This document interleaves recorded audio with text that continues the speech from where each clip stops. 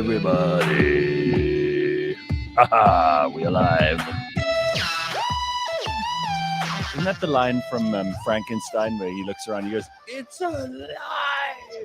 It's alive!" A monster, right? That's from Frankenstein. Yes. We are alive. I'm going to start shouting that every morning to myself. It's nice when you wake up and you actually feel pretty fresh. It doesn't happen all the time, but like yesterday, I felt shitty. I was, I must have picked up some kind of stomach bug. You know, one of those like 24-hour bugs. I don't even know how I made it through the show yesterday because I was listening to you guys. I was talking to you, Mbolelo, and I just felt like I could die at any minute, you know. Or there would have been a terrible accident, and then, you know, it would have been the last show I'd be able to do because I'd been so humiliated that I'd like shat myself during the show. It's a safe space. No one will judge you, Gareth. Wow, I made it through, so it can't be that bad. But wow, but rough day yesterday. I didn't get a whole lot done. Is the point? I was like meant to go to the office. There were a whole lot of things I was meant to do, and I was like, this is not it's not a good day to leave anywhere that's further than 20 meters from my bathroom. Otherwise, I'm going to be in trouble. Anyway, made it through the day, and I am back, and I'm feeling fine. And I'm off to Cape Town today to do a bunch of things that I was meant to do, I suppose, in the first week of January. And then there's also some work stuff that came up, and I'm looking forward to it. I haven't seen Cape Town in, ages. I think I did have a very brief trip down there sometime in last year. I can't remember exactly where. Wasn't it when you fought with the lesbian? Yes, that's correct. Well done. Yeah. Yeah. You see, Bulelo, you remember stuff better than I do about my own life. Fort Knox. Right. I'm smarter than I look. Yeah, it was for a friend's 40th birthday. That's exactly right. And that was the last time I was there. Good fun. And then I chalked up a nice battle with a very angry feminist lesbian with, I think she had also very short hair with one of those fringes that goes here, you know. You know those fringes, they're very, very popular with that cohort at the moment. Those straight fringes that go straight across there. And I don't know when that became a thing, or whether it is a thing or not, but clearly it's you know, it's one of those hairstyles that's quite popular at the moment. You do see it around, and I'm going to say again, hair is a big giveaway. It's not just the color, but also the cut. So, just if you're looking to not have to argue with people, you know, then check out the hairstyle, and it'll give you some clues as to where you can go to avoid, and what kind of people you shouldn't really get stuck into an argument with. Pointless argument. Anyway, I'm not looking for any fights with anyone today, thank goodness. What's been happening on the MKT show? Give us a little update. We need to know what's going down over there. You guys also doing these live? You're also doing these live. What do you call them? Watch-alongs. Watch parties. Yeah. Exactly. Yeah. So we're doing that on the Tickety Talk machine. So we're on TikTok. Because so TikTok sponsors. Is this where? Have we done a deal with China? No. We're currently softening the relationship between South Africa and China, and you're welcome, by the way. The MKT show is directly affecting geopolitical tensions that may exist between us and China. You know what I mean? No longer are you just satisfied with being a social commentator, but now also a cultural influencer of geopolitical scale. Oh no, we're not going to hear the end of this. People are already saying the ameliorator of all tensions that have ever existed. Yeah. Who are these people? We need receipts. Who are these people? Bulelo, is the Nobel Peace Prize a likely outcome of the show at the end of this period of collaboration between you and TikTok? Is this going to be your entree into the Nobel Prize that you've been so greedy and avariciously looking at over the last the last few months of planning? Is this what your ultimate end goal is? Following the passing of the great Desmond Tutu, yes, you need to fill his space. In nature, in science, we've noticed, in physics in particular, nature will not abide a vacuum, right? Yes. So as the great Tutu went out, there must be a new man. And again, the people are already saying the moratorium man. The moratorium man. Okay. Yeah. Wow. Yeah. Yeah. You So just keep adding onto this list. There, you just you are our own South African version of Donald Trump. It just seems to me you are the best self-marketer any of us have ever met, and there is no limit to the amount of credit you'll give yourself for things that you may or may not have achieved. But you know what? I like it. If you don't say it, who's going to say it, right?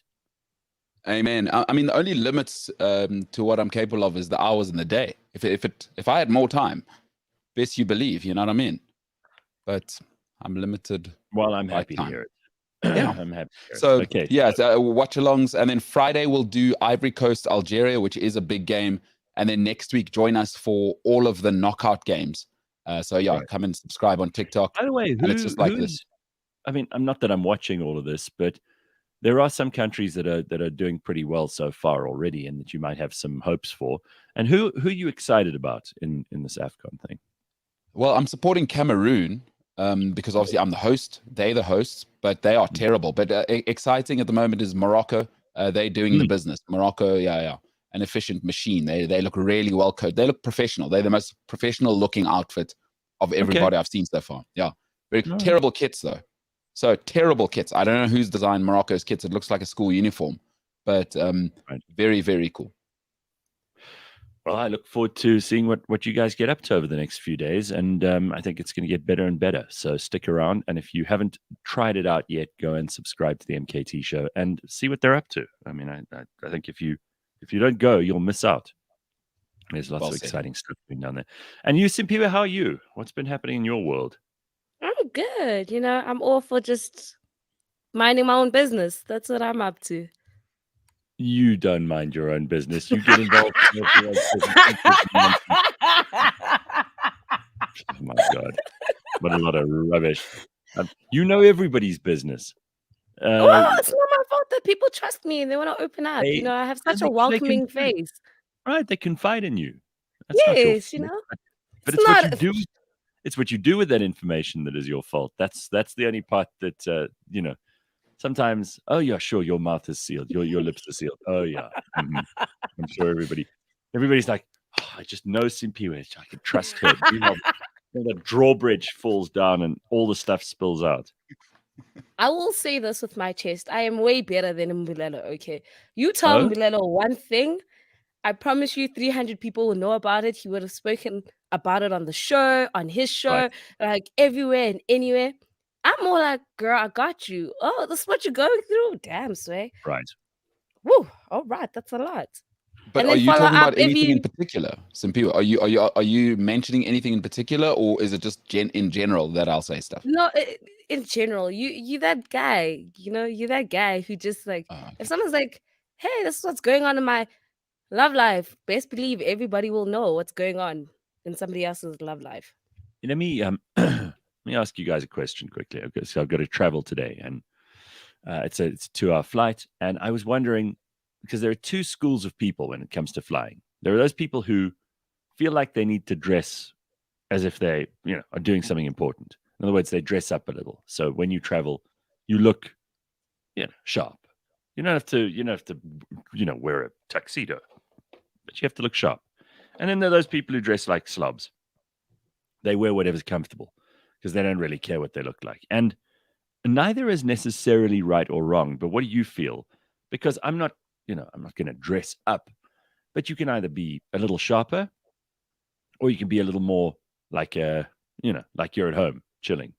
What should I look to do as I hit the airport today and, get on board a plane? And you never know who you're going to meet on a plane. That's sometimes one of the reasons that people do dress up, is because you might meet someone important in business.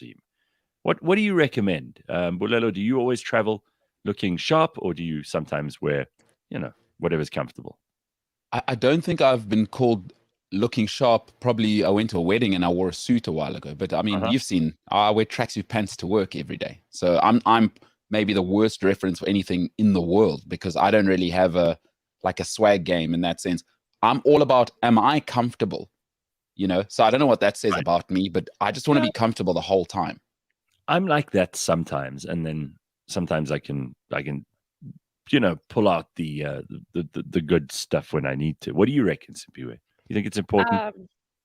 It depends. What's your vibe? I mean, like, there's good tracksuits, like these matching tracksuits that you can wear that looks really nice. You have a shirt on, a t-shirt, the jacket, and then the matching pants. So that's cool. That's a nice look. Easy. Then you wear sneakers, or you do the whole jean and then t-shirt.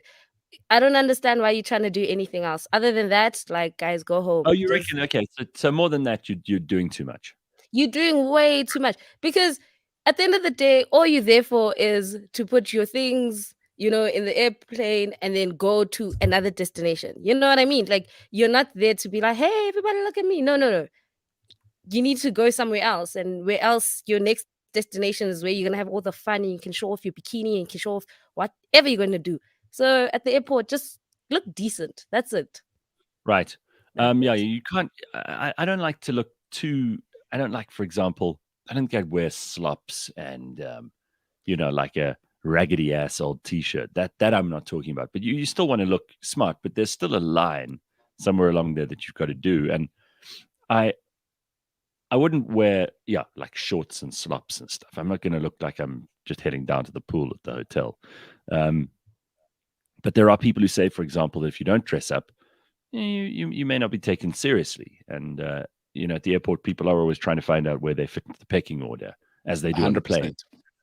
So if you dress the part, then you get treated like that. Sharon saying dress up. Sanela saying Corona. Imagine if we were under Kim Jong-un. Completely unrelated, but funny. Smart casual. That'll be comfy, says Ruv. You need to drink while flying, says Corona's boring. That way you won't get pushed through. No one wants to deal with the drunk guy, or you will get pushed through. Yeah, but I don't like the idea of, first of all, I don't like the idea of ever drinking before lunchtime. Just a thing I do. I'm not saying it's a rule for everybody, even on holiday. Don't like the idea of drinking before lunchtime at all, even if it's like a little, gin and tonic or whatever. It's not my thing to drink before lunchtime. Second of all, on these planes now, a lot of people say you should drink because then you can keep your mask off. So you have a drink there the whole time, and then you can just keep drinking, and then you don't have to put your mask on. So that could be a strategy. But I mean, I'm not so sure about that. I've also never been drunk on a plane. Are they offering drinks and food even during this pandemic? They certainly didn't on my last flight.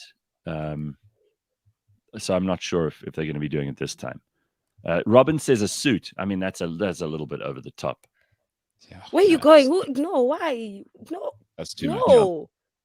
Nobody gives a shit about what you're going to wear on the plane. Chill, says Carl. Okay, fair enough. I mean, Carl's probably married. No.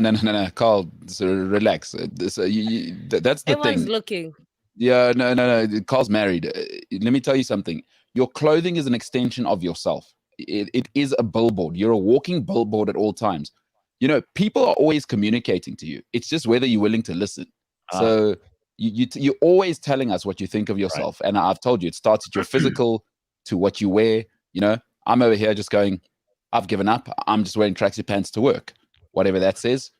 Gareth, you're an erudite, dynamic figure. You got to roll like that. You know what I mean? Well, you also don't want people seeing you and then going, oh, there's that guy. Look, he's really let himself go. Yeah, I used to prefer him when he was on 5. Not that I really give a shit. That's the best way to get people's attention. They'll be like, what happened? Oh my gosh, I think it's that bad. Unshaven. Can't even afford a diesel. Right. They're going to be like, do we need to start a crowdfund account for Gareth because he doesn't have clothes? Oh my word. Right. It's going to be dragged out. Michelle says it's so hot in Cape Town at the moment. You've got to wear shorts. Life is too short to suffer. Well, we'll see. I don't think I'll wear shorts, though.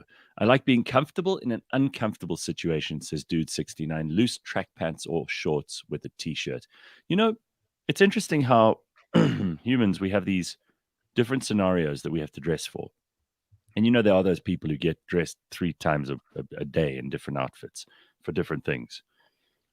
I don't know that that's always the coolest thing, but Ruth makes a very good point. She says you should smell nice. There's nothing worse than body odor Yes. on a plane. Now that is important. I think that's really important.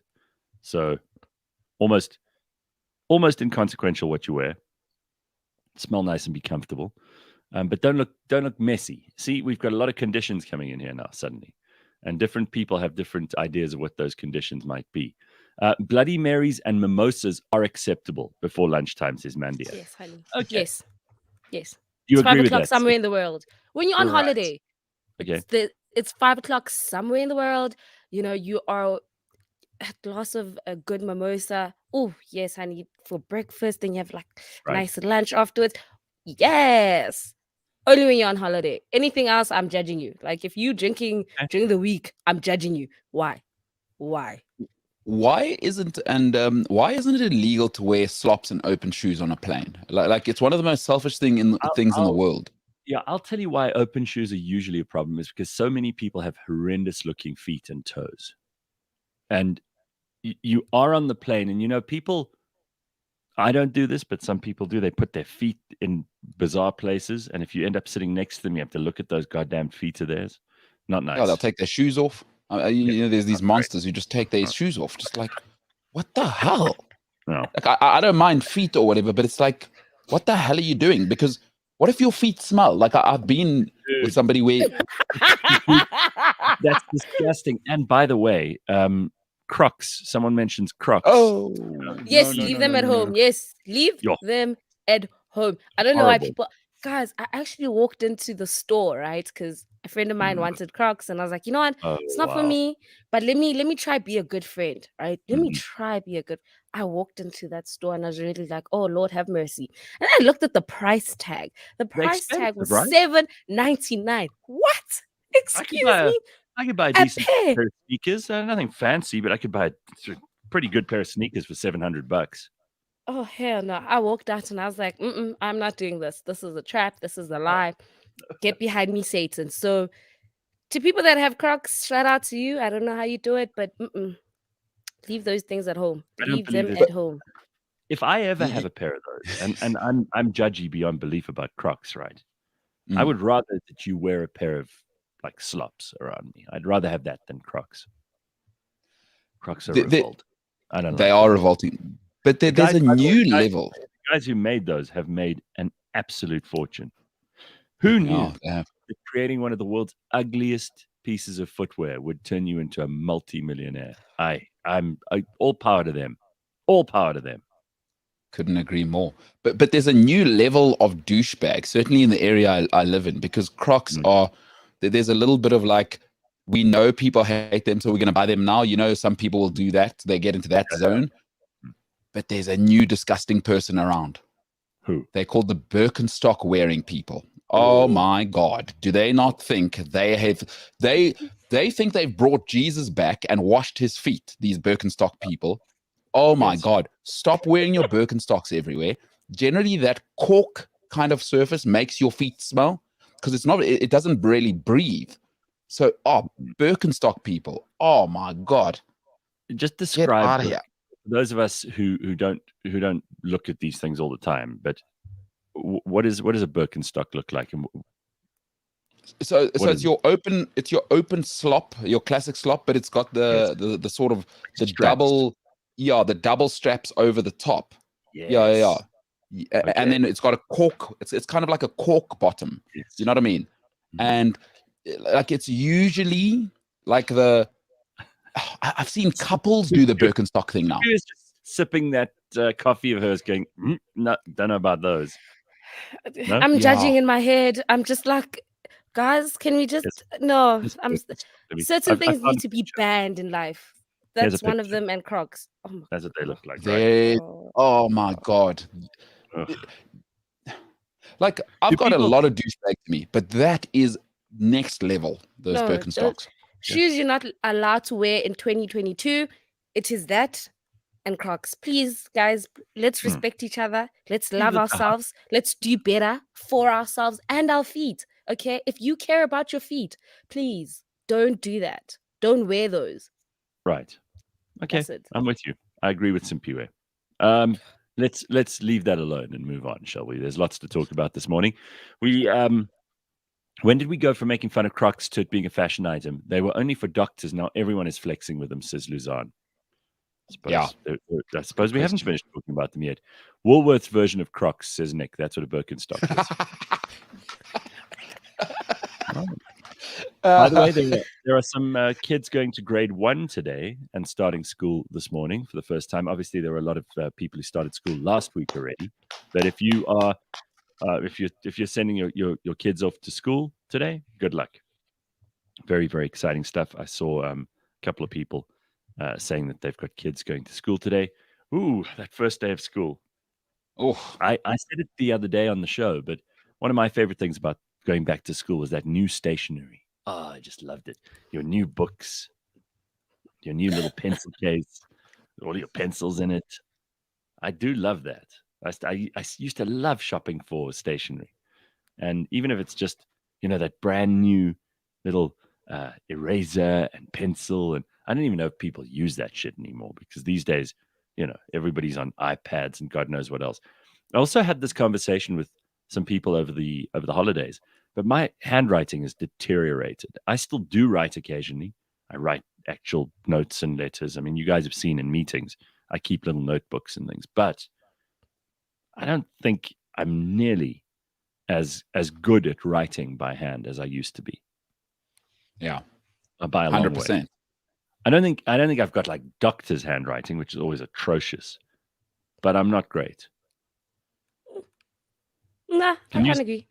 Can you still legibly write an A4 page of paper and write a letter to someone and they'd be able to decipher it properly? Yes. I've been told, that I have a really beautiful handwriting, but I actually write a lot. I journal, so I'm forever writing. So I think my handwriting is still in mint condition. Okay. And it has a couple of years before it kicks in. And I'm like, I give up with the pen. I'm also old school like you, Gareth. I like a pen and paper. I like writing things down. It's like I trust technology, but to an extent. So I also need to make sure that I got myself, I So always I write. have a little jar of pens around me, always, because I'm writing stuff down. I don't like to sit there and type notes. I mean, Greg, for example, in our office, he has his laptop wherever he goes. His laptop is with him. He opens his laptop up in every meeting and he starts writing notes, and that's how he keeps notes. I would get irritated by where I'd put the notes and whether they were in order and whether they were for this meeting and that. I keep a little book and then I write all my notes in that. But I also like color. So I'm also that person, like there's certain sections that I'm gonna like bold, and then there's other sections where you're like, okay. So for me, it's also about color, and it's like, oh, you don't get that. You keep a whole range of pens? So you probably have like a pencil case like you did back at school. Well, I don't have I'm a bit like fancy. Well, not fancy, but I need a new one because I used to have a SpongeBob one. But like these are all my pens. Let's have a look. So far when I write in the office about notes. These are all my pens. There's different colors. Oh, wow. Look at you. Yeah, like I have quite a few because I need a new. Yeah, I had a SpongeBob thingy. Now it's all messed up. So like I have different colors: red, blue, purple. Like that's when I'm writing notes. And then I also have a work diary. So I have a work diary and a personal journal. So this is the personal journal. So this is when I'm like, okay, cool. We need to get in our fields. Let's write it out. And then this is all the work stuff. Like I'm like, okay, these are the tasks that I have to do. You're very organized. I have something about people who are organized that obviously because that's my, that's my language of success and power and getting shit done.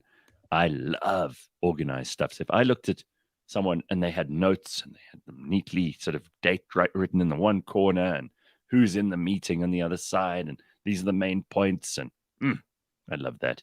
I think in a previous life I must have been some kind of secretary or something. Nothing glamorous, just really organized. And I'll show you admin one of the pages. So you can even see, I don't know if you can see, there's a highlighter part, then there's a pen. It's quite decent. Right. Yeah. Huh. Very nice, Simpy. I like that. All right. I'm off to a memorial or funeral, says Angie. So wearing what is appropriate to the service, just flying to Cape Town for a few hours. Yeah, if you've got an event like that to go to, then you just dress there in that way, climb off on that side, you have to change again, climb back on the other side, and then you come back. My neighbor's son is 7, and they sent him to a boarding school. They're probably so tired of him. Shame. Well, Pumi sent her son to boarding school this year. That's not a shame thing. I think it could actually be really cool. Some people like it, some people don't. Different strokes, I suppose. If we force millennials to drive manual cars and write in cursive, it would result in a very different, very challenged generation, says Mandia. I think it's kind of useful to be able to write properly. Yeah, I agree. It's useful to be able to actually use a pen and paper properly. And I don't know whether other people agree with me. Some people say that's stupid and unnecessary. It's, we had this discussion about spell check the other day because people can't spell. But that's another thing about handwriting is if you can write, and listen, I find myself checking the spelling of words sometimes, especially if it's a word I haven't used in a long time. And then I'll quickly go on my phone and look the word up so I don't spell it like an idiot. But there's something about like people who can just free flow and write. It's quite impressive. You don't see it as much these days. No, Gareth, don't. it's time to promote Simpiwe, says lovely lady. There we go. Yeah. Remember when people used to text in made-up abbreviations, says Achternihoek. It always focused on texting the full word and complete sentences. Yeah, I'll never forget when I got a WhatsApp from my dad once, and instead of saying like okay or that's fine or whatever, he said K. I was like, huh? Don't disrespect me. From him of all people, yeah. So I work with a lot of young people, Yes. and their grammar has gone to, it's hilarious. Like, what do you mean? Hilarious. I'm a rules person. I'm like, oh, what happened here? What is going on? Why can you not speak the English language? What were you doing for 12 years? Makes no sense. Oh, yeah, when you see the sentence, the math is not mathing. Like things like that. Look, if it's someone I don't know, then I'm judgy about the spelling because you're trying to get information about them. But I thought about this yesterday after we discussed it. And if it's someone I know, I'm kind of a lot more forgiving. There are things that I don't like that I think Bulelo's hinting at here. For example, people who they'll say, we waiting in the hall instead of we are waiting in the hall or we're waiting in the hall, right? So if you say we waiting in the hall, I'm going to get judgy even if I know you. Because I don't think you were taught that it's actually we are and it's not we waiting. That's like I got you. That's a level of maybe I'm full of shit. I'm willing to accept that. But someone says here, but stop saying, just hold on. Stop saying millennials when you mean Gen Z. Millennials are old now. We wrote in cursive. We drive manual cars. This is true. Okay. This is true. A lot of Gen Z people always say they're millennials. Like, no, you're not. Michael says the last time civilization collapsed, it was because no one remembered where to put the comma.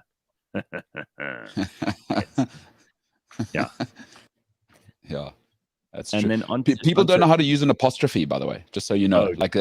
Expect that. People do not know what its use is, what its function is, where to use it. Yes. With an S, how many Jesuses? How would you use it there? Can you use 2 S's in that? Nightmare. But I'm living in a nightmare. The grammar and the spelling is one thing. It's when people when they shorten the words. So in high school, I thought it was okay because I was part of that group with BBM. Yeah. And instead of saying what are you doing, it would be like WUU2 or something, right? Yeah. That's What fine. you up to? Yeah. That's fine. Guys, I'm older now, hey? Like since varsity, I've been texting full letters, full sentences. Oh. Yesterday, a guy that I met a few days ago, he texts me and he had the audacity to be like WUU2. I was like, what the hell is this? Who types like this in 2022? You're getting old. See? This is what happens. I was like, no, why you say the full thing? What are you up to? Even that sentence on alone is very, come with this, respect me, please. Why are you asking what am I up to? I'm a working woman, chief. I'm at work. Ask how my day is going. Not what are you up to? Hi, Bo. Guys. No. Well, we're pretty much talking about all the same stuff this morning in terms of how you present yourself to the world, right? So in writing, you either present yourself with beautiful handwriting and handwritten letters and all the rest of it, and that's a lot more work, but it's the way some people choose to interact with the world. Again, how you dress when you travel, what kind of shoes you put on, all of this is related. It's all about how you want to present yourself to the world. It might not be because you are obsessed with or infatuated with how people see you. It might just be about how you like to be seen. And remember, those are two very different things. Like if you're obsessed with how people see you, it's often because you are concerned with where you fit into the world and hierarchy, and kind of also whether you want to be treated with respect, or how you want people to look at you, or maybe you're dealing with insecurities, or who knows. Those are all part of it. But some people don't care about that stuff. And it isn't always the best measure for someone either, because sometimes the people who care the least about that stuff are the ones who you should be paying attention to. You don't know if the guy in the tracksuit, for example, is really, really smart and interesting and important and powerful and maybe just hilarious. So you got to be careful how you judge a book by its cover, because you could also get a really good email from somebody, and you meet them and you're sort of disappointed that they're nowhere near as good as their written presentation. That happens a lot of the time too. Sometimes someone, especially in our business, sometimes someone sounds really good, really compelling. They seem like the kind of person who has enormous credibility, but actually when you sit and talk to them, then they're not presenting. They're not very impressive. They maybe don't do enough stuff. They're not productive. They might be a bit lazy. So they come off as, being pretty good at speaking and at presenting themselves, but there's not a lot of substance. They're just good with words. Yeah. I've met a lot of those people recently. Just they when you first see them, you think, wow, what an impressive person. Doesn't take you long though to like scratch through the veneer and you see, there's not a lot going on there. Anyway, we do have to move on to other things, and we could always pick up on this later, but let me look at some headlines with you quickly this morning. First things first, Microsoft plans to buy the gaming company Activision Blizzard for guess how much? It's a lot of money. A couple of millions. Let's go. 500 million if it's Blizzard. 500 million. Well, Blizzard made what? Is it they made Warcraft back in the day, if I remember correctly. They're a massive gaming platform. They've developed plenty of the games that you would know if you're a gamer, and even if you're not a gamer, some of the games that you would know. Very, very impressive stuff. So this is from the BBC, this story. And they say that they're going to buy it for $70 billion. $70 billion. So Warcraft, Call of Duty, Candy Crush is also an Activision Blizzard game. And Microsoft will therefore take ownership of gaming franchises, some of the most popular gaming franchises in the world. They are claiming it will help them to grow their gaming business across mobile, PC, and consoles. The deal is the biggest in gaming history. Comes a year after Microsoft bought another influential gaming company for $7.5 billion. That was Bethesda. Satya Nadella, who's the chairman and CEO of Microsoft, said, "We're investing deeply in world-class content, community, and the cloud to usher in a new era of gaming. It puts players and creators first, makes gaming safe, blah, blah, blah, blah." So that's an amazing deal. $70 billion. And I'll bet you that the guys who started Activision Blizzard, I'll bet you they didn't have any idea when they started it that they'd be able to sell this company for $70 billion. My God. Oh, jeez. Isn't that enormous? That's amazing. That's over a trillion rand. Over a trillion rand. That's 3 times. Oh, no. It's nearly South Africa's GDP. Yeah, I think it is. Obviously, in one fall, one fell swoop, one big go, but unbelievable, right? Unbelievable, $70 billion. So that's a big, big news story in the business world. Jacob Zuma and Raymond Zondo have locked horns in another legal battle over the State Capture Commission. Do you want to hear the details of this? What's going on with Jacob Zuma? Like, what is this guy's deal? So there's a long, ongoing dragging legal duel between the former president and Deputy Chief Justice Raymond Zondo, who, of course, has chaired the State Capture Commission. Seemingly, it's far from over. It has emerged through court papers that were filed in December of last year in the North Gauteng High Court that weeks before Justice Zondo delivered the first batch of the State Capture report, Zuma was preparing to argue that Justice Zondo was unlawfully appointed to chair the commission. So Zuma's saying this guy shouldn't even be the chair of the commission. He opens his case by saying Justice Zondo abused several provisions of the law when he applied to have him compelled to testify before the commission. He argues that conduct in relation to him, that is Zuma, was entirely biased and lacking the standard of impartiality of a judge and a chairperson in a judicial commission of inquiry. So it's all about authority. Zuma's basically saying this guy does not have the authority to sit in judgment over me in the State Capture Commission, and therefore he must recuse himself and we must have a new chair for the State Capture Commission. It's a big joke because as far as I can tell, it was Zondo who was appointed by Zuma in the very beginning anyway.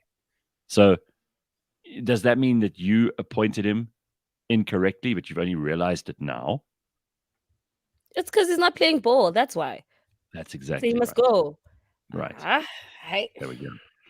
I don't know what to do with these two. I mean, I think poor Judge Zondo is doing the best he can do. And what a horrible job. We've spoken about this before. I hope that I hope it goes away, because also Zuma's now throwing everything he can at it just so he can avoid jail time. And ultimately, he's the guy who's going to take the fall, right? He's not the only one who's responsible, but he has to take the fall because he was president. He was the one who presided in the word over the entire country's organ being taken over. Yeah. Being captured. You know, he was the kingpin in this operation. Anyway, speaking of kingpins in an operation, Prime Minister Boris Johnson of the UK has denied lying about the lockdown party. There's some funny stuff. Oh my God, they're hilarious memes and videos going on the internet about Boris Johnson lying about this party. He is battling damaging allegations that he and his staff attended a boozy event during lockdown. In fact, a few of them, promoting public and political fury, and an investigation by a senior civil servant called Sue Gray. The UK Prime Minister categorically rejected claims by his former chief aide that he lied to Parliament a week about a Downing Street party held during a strict lockdown. He lied last week, according to them. He, however, says, because he appeared in public for the first time after days of COVID self-isolation, he also ducked questions about whether he would resign if it is established by an internal inquiry that he did lie. He says, I could tell you categorically that nobody told me. Nobody said this was something against the rules. There was a breach from the COVID rules. We didn't do that. That was something, it wasn't a work event, blah, blah, blah. Sure. I think, you know what? He should have just said at the time, we're not taking this terribly seriously because we think COVID's not as big a deal. And I think Boris Johnson was one of the first political figures in the world to get COVID, remember, and isolate, and then come out, and then carry on with his life. Except that he kept making rules for everyone else to not do that, to have to stay isolated, to stay away from work, to not be able to gather. So it's hypocrisy. This is going to be coming out all over the world. Don't think Boris Johnson is the only one. He's just the first one. We're going to find out about how little these politicians really cared about their own lockdown rules. That's coming. So I'm excited to see, as political parties, politicians, people who made the rules, people on national coronavirus command councils, all of these people, because it was do as I say, not do as I do. And we're going to see a lot of them suddenly being, smoked out for things that they did where they weren't following their own lockdown rules. You remember Nancy Pelosi in America went to the hairdresser and didn't wear a mask when she was telling everyone else you've got to wear a mask. There was the governor of California, Gavin Newsom, who went off to this fancy restaurant called the French Laundry, and he and all of his friends were sitting in a big room, no social distancing, no masks. They were doing what they wanted to. So it's all these politicians who think they're better than us. We'll make rules for you, But we're not going to follow those rules. And we've already seen countless cases of this. And we'll see even more. Because these people are not to be taken seriously. They're all a bunch of liars and assholes. And they think we're too good. We're the special people. We don't have to follow the rules. But you ordinary folk, please do as we say. And we'll see a lot of this hypocrisy over the next few months. So get ready. And somehow the Supreme, what do they call it? National Coronavirus Command Council in this country. It's still a thing. They still meet every now and then, apparently. I don't know why we need to hear from them anymore. I don't know why we're still wearing masks. It's all a big pantomime right now. We should really be stopping. And in some places, people are just forgetting the mask in the car, I went for lunch on Monday, and I didn't wear my mask. And I didn't even carry it with me. And nobody asked me where it was. Nobody stopped me. Slowly but surely, we've just got to stop worrying about this shit. It's over. Omicron is not dangerous. Omicron has not killed any really important number of people. It's not worth worrying about. There are, car accidents and stomach bugs and God knows what else that are far more dangerous for you than Omicron. So it's time to just put this thing away now. It's over. The pandemic is over, everybody. Let's move. And Boris Johnson he's just being a politician. He's just being an idiot. So I'm not too worried about him. Then we've got one other headline I wanted to tell you about. They've released the dude who they say set fire to Parliament from the mental hospital. The court has ordered that he be released from Valkenburg Mental Hospital in the Cape. And apparently, he was arrested on the 3rd of January after supposedly having set fire to the Parliament buildings on the 2nd. And the judge president of the Western Cape, John Schlopper, who has his own problems at the moment, because of course John Schlopper is a very, very controversial appointment. He was one of the Jacob Zuma people who was put into the judiciary and has caused nothing but trouble since he got there. But he declared the order unlawful. He said Mafe was not questioned at all before being referred for psychiatric observation. The further detention of him is unlawful and should come to an end with immediate effect. He should be released first thing tomorrow and placed in a normal corrections facility and taken out of Valkenburg. That order was made improperly. So what do you think of that? Do you think this I'm guy's happy crazy? about that. You think it's right because you don't think he's crazy, or you think it's right because this whole thing has just been very unfair when it comes to this guy being arrested? I think the guy is innocent. So anything and everything that's done to him has been quite unfair. I really think he had nothing to do with it, and he's just the scapegoat in everything. But we don't know the truth. And I'm just happy that right now they're just letting this guy go, because I don't think he's not him. Well, we'll have to see. They've presented no evidence about how they discovered he was responsible. I think there's something very fishy about this whole thing. The fact that they put him straight into a psychiatric hospital. Something fishy about this. Even though John Schlopper is not the greatest authority when it comes to what the truth might be, and he's got a very blemished record. I don't see the direct link between this guy, mental illness, setting fire to Parliament, and a convenient scapegoat. I'm not seeing all of it as clearly as some people are. Anyway, so that's all we got in the news.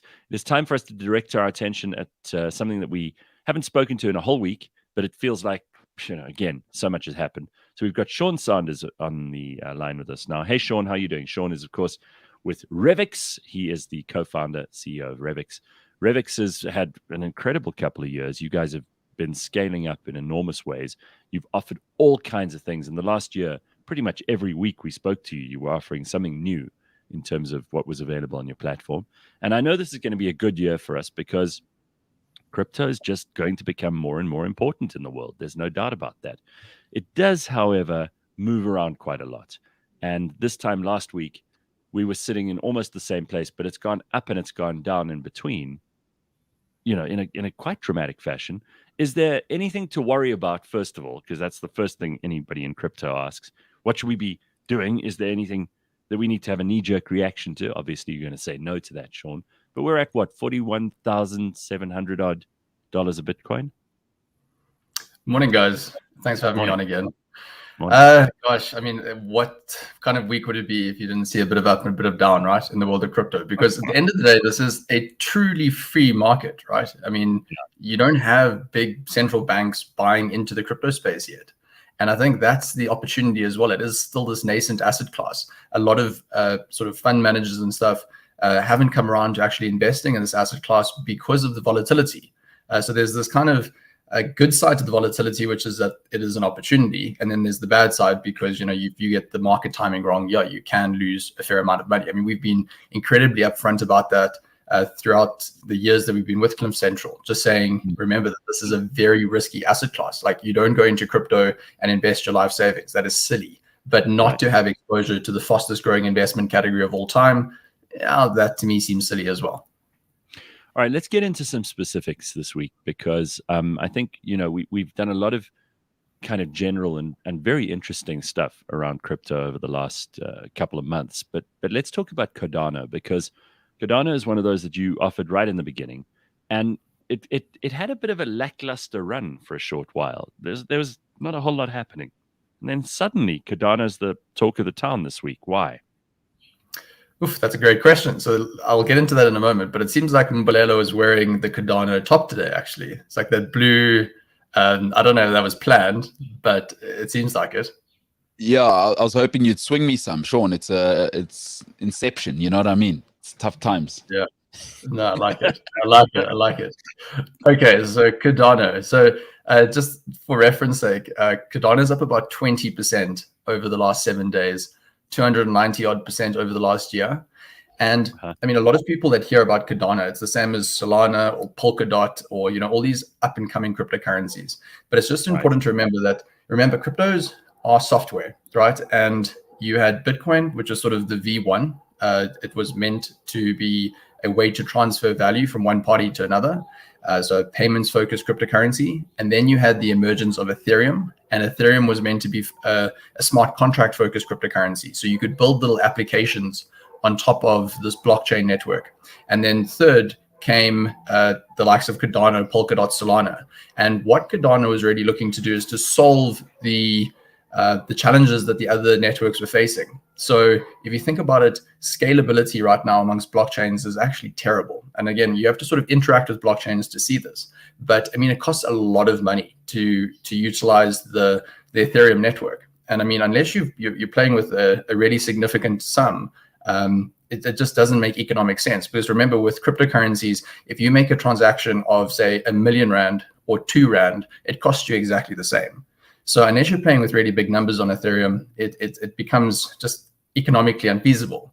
And this is really where Cardano steps in, because it's deemed itself, or it's sort of become this third generation blockchain. It's the largest proof of stake blockchain, so it's environmentally friendly. And I think that's actually something that'll be playing into institutions' favors as well over the next few years.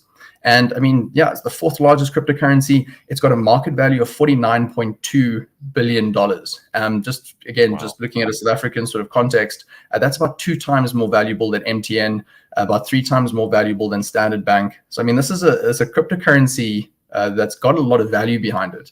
An individual by the name of Charles Hoskinson started this back in 2015, and he was actually one of the co-founders of Ethereum itself. So this was sort of a branch away from Ethereum saying, listen, we can do things better. And that's where we sort of find ourselves today. Now, the excitement really with the price run up has been around the emergence of smart contracts on the Cardano network. And this is actually only a recent development, going back to the analogy of thinking of different blockchains as software. You sort of introduce updates and upgrades as you go along. And now Cardano has introduced their smart contract functionality.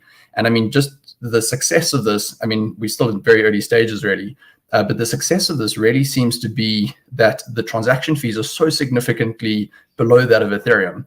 So just for reference sake, the Ethereum blockchain had $5.9 billion worth of transactions over the last week. Wow. That cost $44 million in transaction fees. Okay, so that's a fair amount of money.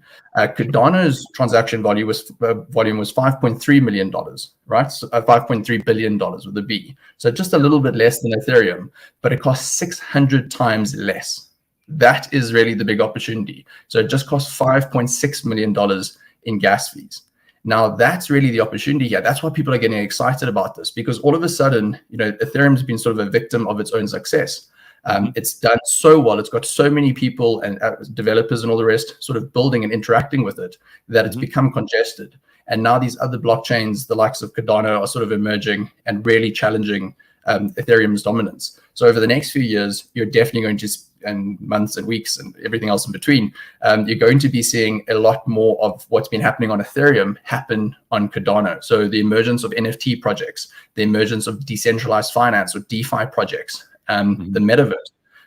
Yesterday, Microsoft actually made an announcement that they want to buy Activision Blizzard, right, for $69 billion, which is a huge transaction, right? I mean, it's 40% above the market value, but Microsoft is seeing the same thing that Facebook is seeing, which is we want to interact with people in their social capacity as well as in the work capacity, and we want to be, in the metaverse as well. So it's super interesting developments in the world of crypto and Cardano.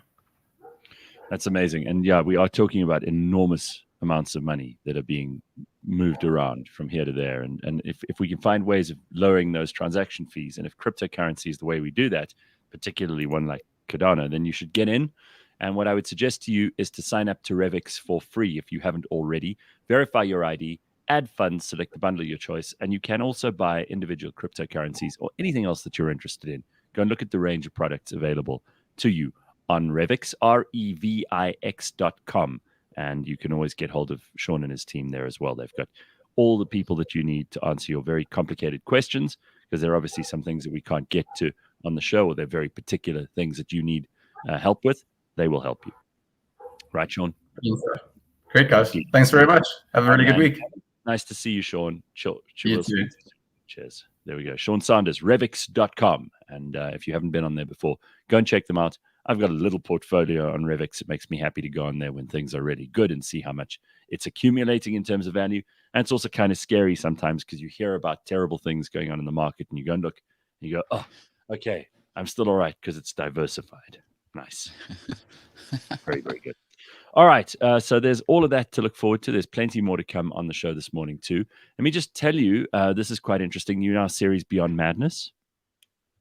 In 2020, Dr. Sean Bauman published a book that's called Madness, Stories of Uncertainty and Hope. So in this week's episode of Beyond Madness, Professor Christopher Paul Szabo chats to Sean about the book and his reflections on contemporary psychiatry and patient care. It's a really interesting series, especially if you're the kind of person who is interested in psychiatry. These are not conversations between a patient and a doctor. These are conversations between doctors. So if you really like getting into the reads, you like understanding the concepts that they're very complicated sometimes, but also fascinating concepts that psychiatrists would talk about when you weren't in the room, then this is the kind of series for you. It's been tremendously successful so far. If you haven't met Professor Christopher Paul Szabo, you need to listen to this guy. He's very interesting. He's been in practice for years. He knows a wide range of people. He reads all the journals. And this is kind of almost like an oral journal. So you can get to hear the professors and the psychiatrists talking to each other. And it's really interesting stuff. Make sure you go and download and listen to Beyond Madness. In fact, listen to all of them from the beginning. You can hear every episode. Actually recorded a few more this week, and there will be a few more coming your way over the next few weeks. So Dr. Sean Bauman, he is the author of a book called Madness, Stories of Uncertainty and Hope. And you can hear him chatting to Professor Christopher Paul Szabo on Beyond Madness on cliffcentral.com. Make sure you go and listen to that. Okay, a couple of the comments this morning. A couple of people saying that there are lots of things happening. I'm investing a bit in Revix, says Patrick. Hopefully this guy can get me a bit of profit. Well, it's not Sean. It's you. He just provides the he provides the platform. But yes, I mean, otherwise, if you're looking for someone else to get you money, then get a financial advisor. That's not what we're talking about here. But of course, this is a way for you to get in the crypto market. Also, some people saying, I will never forget that we were not allowed to buy open-toed shoes at one stage. Do you remember that when we were talking about the National Coronavirus Command Council earlier? Remember there was a stage where you couldn't buy liquor? You couldn't buy cigarettes? That really... You can buy chips. You can buy chips. Simba chips. Lay's chips. You couldn't buy chips. There were some things you just weren't allowed to buy. It was ridiculous. They made these rules out of nothing. And these people have got to be held responsible. Like, in the end, I know they were trying their best. Maybe they weren't even trying their best. Maybe they were just throwing things at the wall and seeing what stuck. But there's going to be a price for all these politicians who screwed this up. And it couldn't happen to nicer people. So I'm looking forward to it.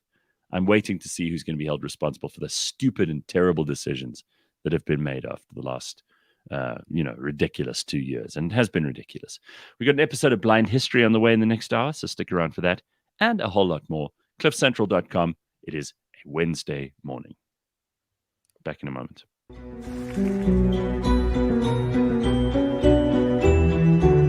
Arguably one of the greatest generals of all time. This guy was a master tactician. At that point, he had Rome at his feet. They were so scared of Hannibal.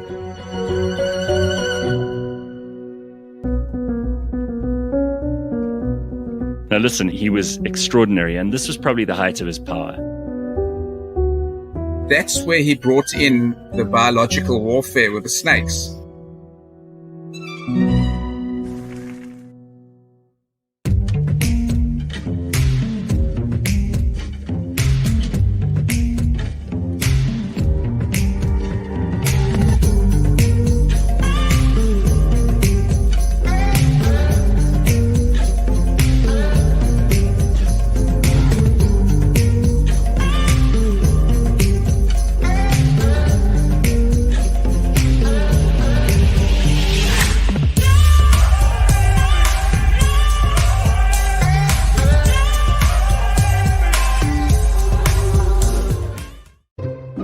Suffer from collectivism? I've got this love affair with French antiques. Do you have an obsession with objects? This is a King's African Rifles bayonet. Are you a fanatic? A devotee? Are you someone exhibiting enthusiasm or strong passion? I've got like 4 or 5 really big trunks in the garage that are full of my Christmas decoration collection. Cliff Central dispenses a weekly dose of collectomania. Join me as I talk to compulsive collectors. Fascinating. Then you get the limited editions that were like 100 made worldwide. Possibly a little weird. So I have a collection of collections. Collectomania, Mondays on the Gareth Cliff Show. Brought to you by SA Gold Coin Exchange and the Scoin Shop.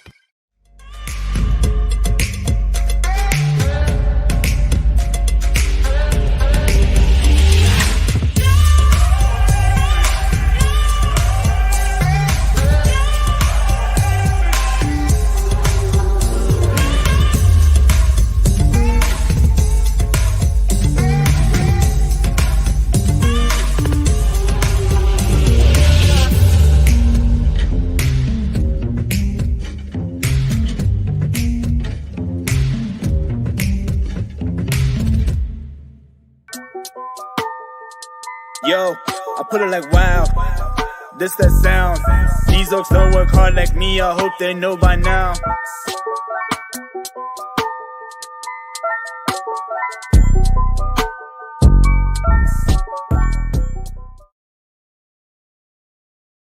It's Wednesday morning, the 19th of January, and we are at 7 o'clock. What's happening? Well, there's lots going on in the world.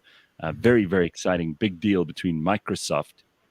Yeah, it's Bill Gates. Huh? You got to give the guy credit. I know he's not in charge at Microsoft anymore, but he's still in the background, obviously, moving things around, right? He's still there when they need to call him and ask him, hey, should we pay $70 billion for a gaming company? And he's involved in farming, and he's involved in pharmaceuticals, and he's involved in everything. That guy is just a machine for making money. He really is. Yeah. Whether you like him or not, you got to tip your hat to the guy, because my God, is he a smooth talker, fast thinker, and money maker. He really is all of those things. And a feminist, because he just made a woman incredibly rich by getting divorced. His ex-wife. Yeah, incredibly rich. There's no way she would have ever made that money on her level of talent, whatever it may be, if she hadn't met him. I'm sorry. What if her talent was spotting Bill Gates and marrying him? Like Doesn't she Stedman. deserve the money then? No. Give this woman credit. Excuse me. Until Stedman Graham gets his credit, I will never give another woman for supporting anyone. Stedman never gets his credit. Stedman spotted Oprah in 1986, and you've never heard a word from Stedman.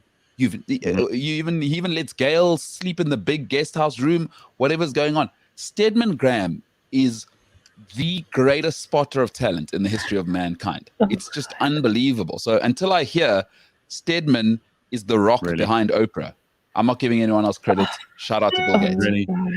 Yeah. Oh, wow. Here we go again with you and Stedman. I reckon you're the one who should have married Stedman the way you talk about this guy. I wish I'd met him. I'd met him at the time. I was only born in 86. Listen, I know this is something that people worry about and think about and wonder about. Maybe not worry, but they think about it often. If you met someone who maybe they tick, 2 or 3 out of 5 of the boxes for you. I'm just simplifying things. But they were your meal ticket to becoming very, very rich. I don't see a lot of people who'd be able to say no to that.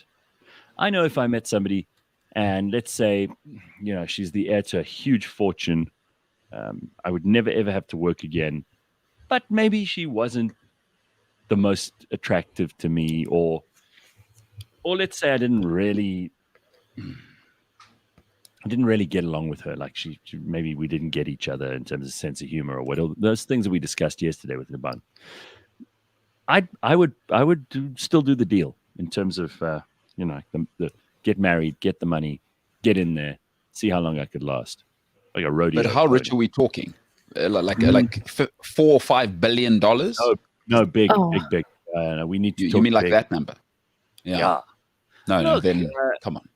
Once you get past 200 million in anything, then you never really have to worry about money again.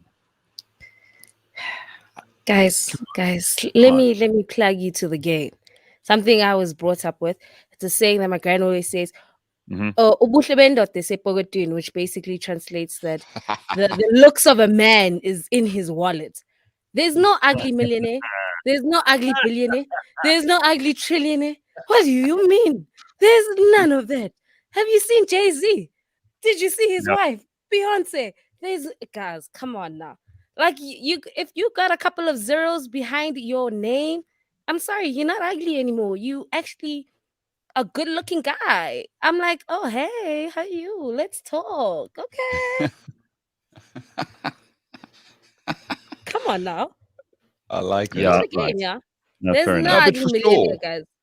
No. But you see, the reason I need the man's looks are in his wallet. Wow. In his wallet, yeah. That's what we're doing. But I agree, and I'm big on the first. Somebody once told me, a wise woman said, first marriage for money, second one for love. And for me, though, it needs to be, I need to start getting into the billions of dollars, because in the hundreds of millions, I feel like that's people I'd meet. But once we start to get to that different life now, I'm on the yachts, I'm with Roman Abramovich, I'm with Lord Sugar. That's a whole different way to live, I don't know if like 100 mil, 200 mil is that different from how I live now. But once you... Wait. So you're saying you're already rocking a 200 mil lifestyle? What do you mean? No, there are No, but there's billionaires, like there are multi-hundred millionaires in the area I live in. And you just saying you're on that level currently. You are on that level. I live around that. I don't live around Roman Abramovich. Like Roman Abramovich has a yacht where he paid the Red Hot Chili Peppers $3 million for one song. Now his daughter takes me into a different life. I want to hang out with the Sultan of Brunei. You know what I mean? First of all, you'd have to learn some Russian pretty quickly. Yeah, that's also true. So you got to meet these people halfway. You got to think about, what do you bring to the equation? Because if they just fell in love with you and they just accepted you for who you are, but you didn't have to do any work for it, that's bullshit. That's not going to happen. What do you bring? Can you learn Russian in 3 months? I think I could for like if it accessed that life for sure. Okay. All right. Yeah. No, for because sure. there's always the possibility that she's actually exactly the right person for you. You don't have to worry about none of those boxes being ticked. Let's say, she's beautiful, she loves you, you love her, you get along, you have similar interests, all that kind of thing you might discover. But then you still have to man up and bring some other stuff to the party too. Maybe they want you involved in the family business. Maybe they want you to fly the family helicopter, and you need to get a license to do that. Maybe you need to do a bit of the more dangerous stuff for them. Like you become their fixer. You become the guy who has to take out some baddies for them. How about that? Then you do. I do like Russians. You bring all of that stuff. I do like Russian people. I lived there for 6 months. It's a good question. I don't want to just probably there is a number. Everybody has their number. Yeah, for Roman money, yes. Let's say yes. Let me be honest. I would. Right. I would do it if like Roman Abramovich's daughter came to me and said, "See on," and she wasn't quite my type. We're still on. Yeah. Well, I'm getting a warning here from Corona's Boring. Says, check when your insurance was phoning you about the premiums. It wasn't because Mbulelo was changing the beneficiaries. Carl says, Mbulelo, please remove your head from your ass. You live in a flat in Fourways, but if you had 200 million rands, a $200 million life, you'd be very different. First of all, I don't live in Fourways, Carl. So let's make that very clear from the beginning. Very, very clear. I haven't lived in Fourways. Please, I live in Fourways. I mean, come on. So that's first of all. And I do have a billionaire who lives on my road. So have some respect, you know what I'm saying? In dollars, by the way. So, have some respect, Carl. Just, I got to put that out there. Some of us don't have potholes on our roads. No. What if the daughter is fat? Mbulelo says. Yeah. But you get into shape, huh? But she's Roman Abramovich's daughter, huh? Yeah. Morning runs together. I would. that is when I myself would I'd put aside that rule about. Yeah. Oh man, it's so tough for me to overlook that. But just think also, Mbulelo, you because it's Roman Abramovich, you're going to be able to, in the sporting world, you'll get to know and meet everybody you've ever wanted to meet, right? Yeah, but the thing about in the VIP box, people will introduce you not as, hey, this is Mbulelo. They'll go, this is Roman's son-in-law. Oh, that is pretty. When you put it like that. Mm-hmm. No, I can't overlook fat. No, I can't. That's the one. Sorry, that's the one thing I can't. With a price tag, so you don't even. No, I can't overlook fat. No. I'm sorry. That's one thing. That's the one thing. Can she not be anything else? Like 4 toes or something? Not. You're acting like you can't change. No, you can't. People don't change. You can lose weight. You can become. If you're Roman Abramovich's daughter and you're still overweight, yes, there is no changing you. Like there is. Sorry, there's no saving that. And how much money she has. Come on now. And she's been on a whole journey. Come on now. I'm just saying that you can change if you meet the right person that motivates you to be like, let's do this. A lot of people say, but you guys, we're playing a game here. I mean, I see Corona's Boring and Robin and a whole bunch of other people saying, but she won't be fat because she's Abramovich's daughter. But we're trying to create a situation where Mbulelo is forced to abandon his principles because there's so much of a reward. Yeah, no. Sorry, I can't overlook fat. No way. Good question, no way. And this is more of a lifestyle thing. And it says, "How fat is fat?" Where do you draw? I don't want to stop being mean about it. Like I don't know. Like I do have super stringent standards. Like for me, if you're not athletic, you're I don't need you carrying around extra weight. I mean, to be with me. You and I are not athletic. I couldn't run the marathons that you do, so we're fat. You think we're fat? You said it. I mean, but I'm also not. You son of a bitch.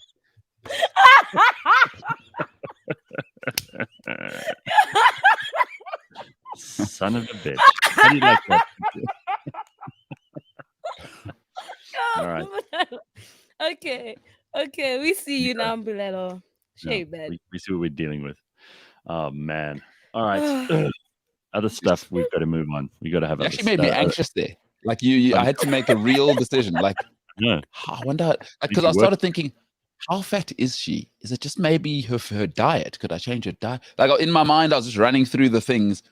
Like maybe that extra 5 kgs could come off because I just make sure we're skiing most of the time. Or like I was trying to run a few scenarios in my head. I do want to move on to something else because I've got a problem I need help solving. When do you throw people off or exit a group on WhatsApp yourself?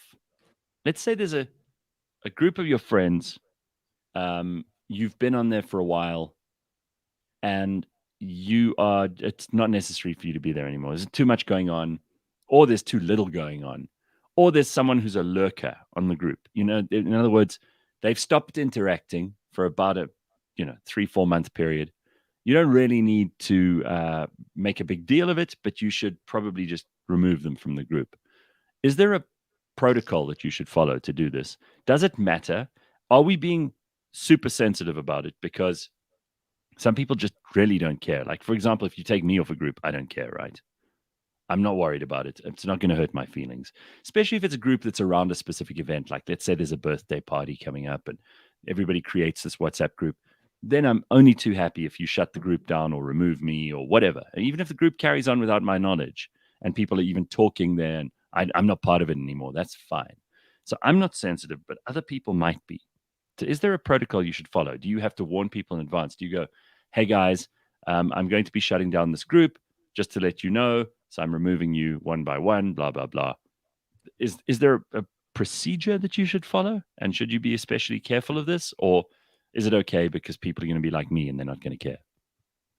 Well, Simpiwe like, actually, her New Year incident.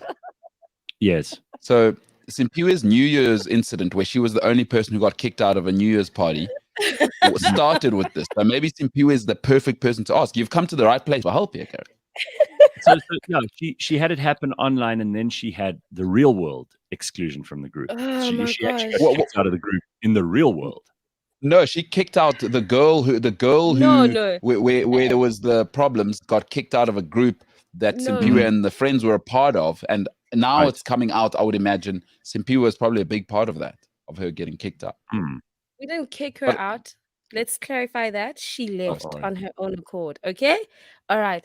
I would say it depends. As you said, if it's like a birthday situation, hey guys, let's create this group so we can coordinate and be happy. Great. I don't care if you kick me out, I'll leave. That's fine.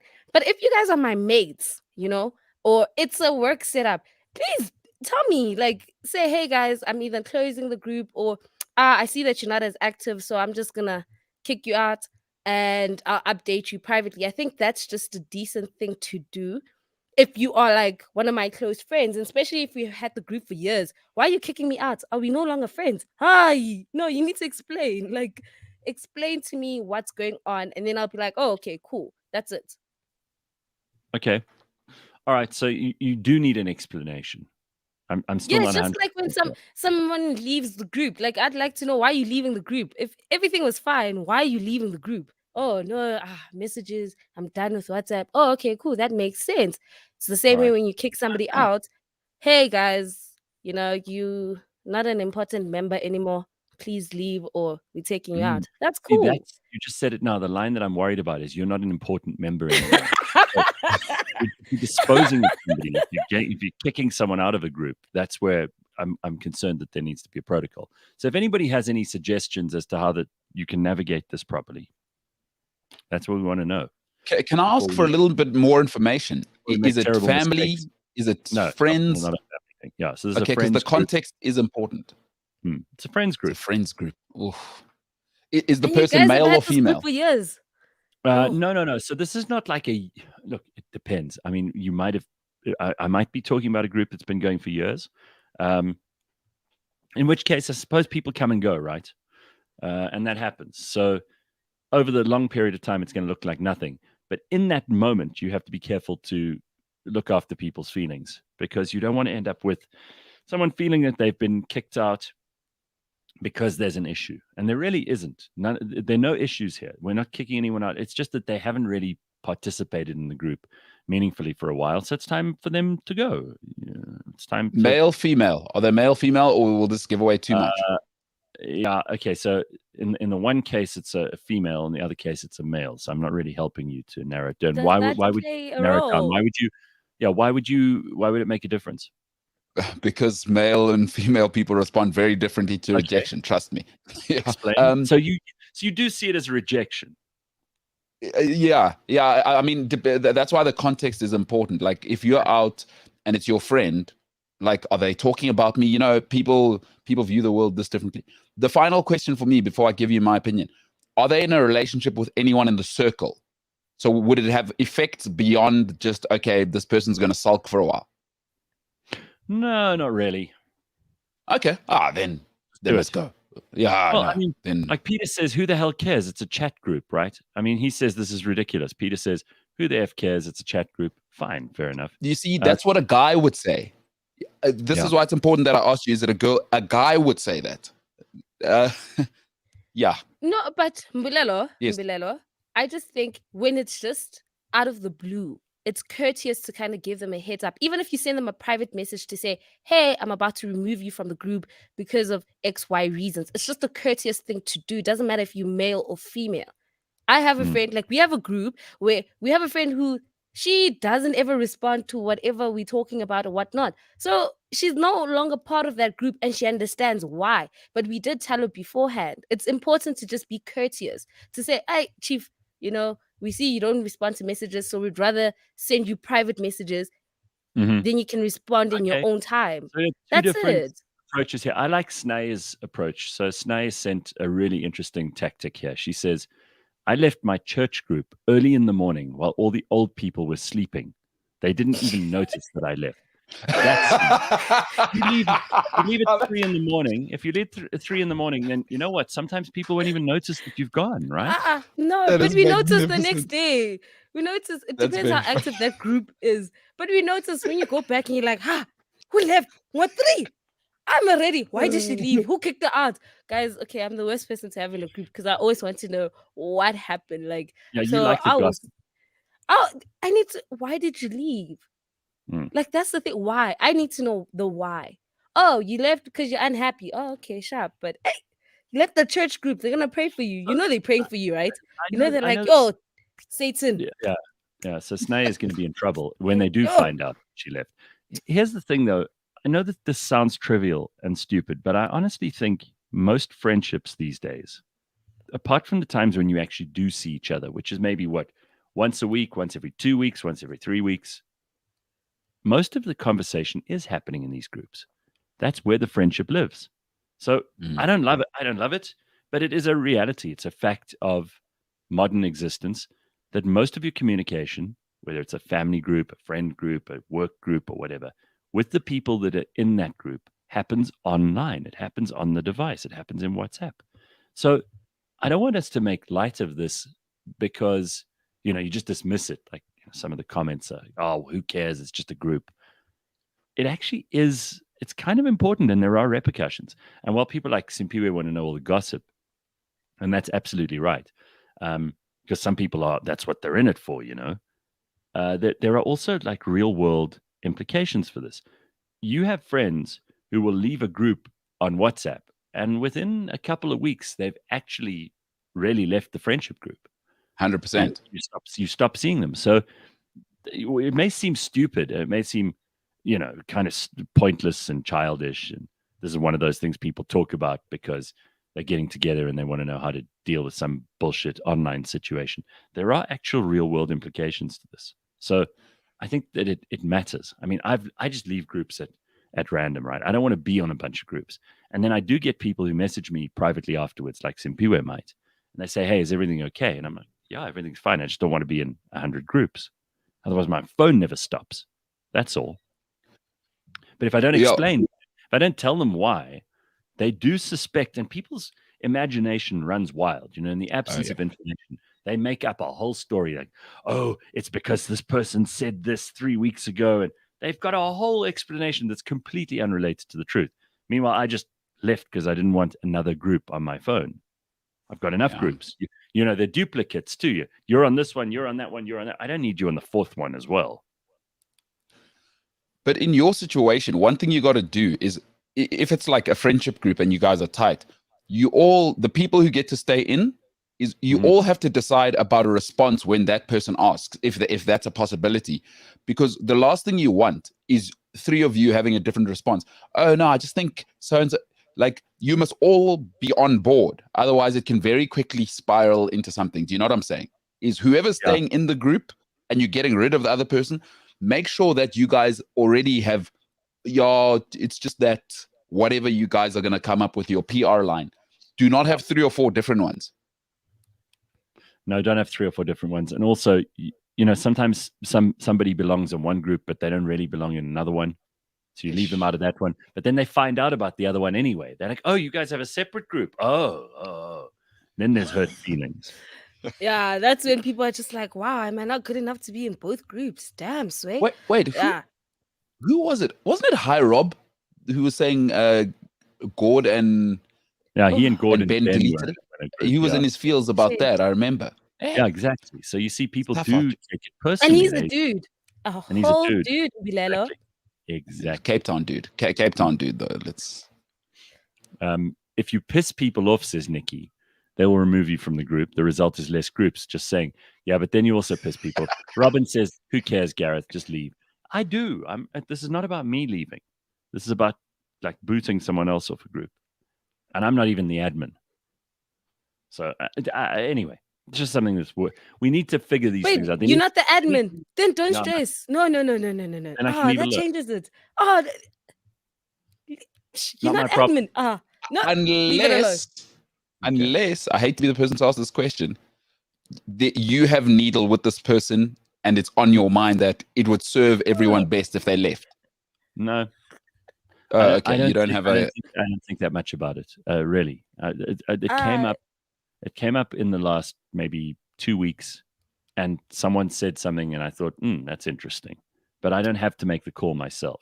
I'm just curious about whether are there procedures.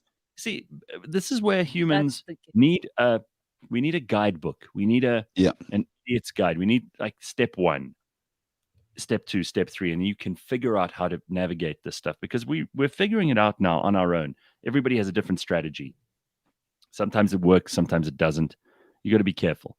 And I'll tell you what, friends is one thing, but if it's a family group, that's a whole other set of dynamics. And my God, sometimes people will put a message on a family group, and you just think, wow, we don't need to have that on the family group, do we? You could Let me tell you what happened last night. Oh, yeah? I'm at home, minding my business. Do I not see a whole group call, right? I check who's calling. It's from the family group. And I'm like, shucks, if I don't answer, it's going to look weird. And if I do answer, so I answer and I'm like, hello? And they're like, yeah, we just wanted to talk since people weren't responding to messages and we wanted to confirm that. I'm like, really, guys? Like at this hour, do I really need to be worried about this event that's going on? Ning, ning. I was like, and then I left. And then there's like messages, why did you leave the call? Oh, guys, no, leave me alone. Leave me alone. No. I need to sleep. Like family. Guys. Yeah. Well, here are some suggestions. Okay. The beeping of a cell phone drives me mental. I'm not interested in groups, even more beeps. Absolutely hate WhatsApp. When people had to pay for messages, you got a whole lot less shit. That's a good point from David. Okay. V says, I like those WhatsApp groups that post conversations from other WhatsApp groups. V is deadly.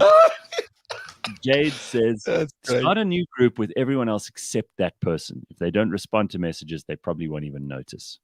It doesn't work because you know what happens? No, we've done this before with a group of my girls, right? Did this exact thing. And like somewhere along the lines, people forget they'll have like both group chats because you can't delete the other one. And then they sent a message to the one where the other person was in it, but like the conversation was not aligning. So she realized, hi guys, it seems like there's a conversation being had and I'm not part of it. So don't do that. It's too much admin. Well, Jean-Jacques says, here we are talking about this. He says, humans need to be an interplanetary species, and we're more worried about WhatsApp groups. We deserve to fail as a species.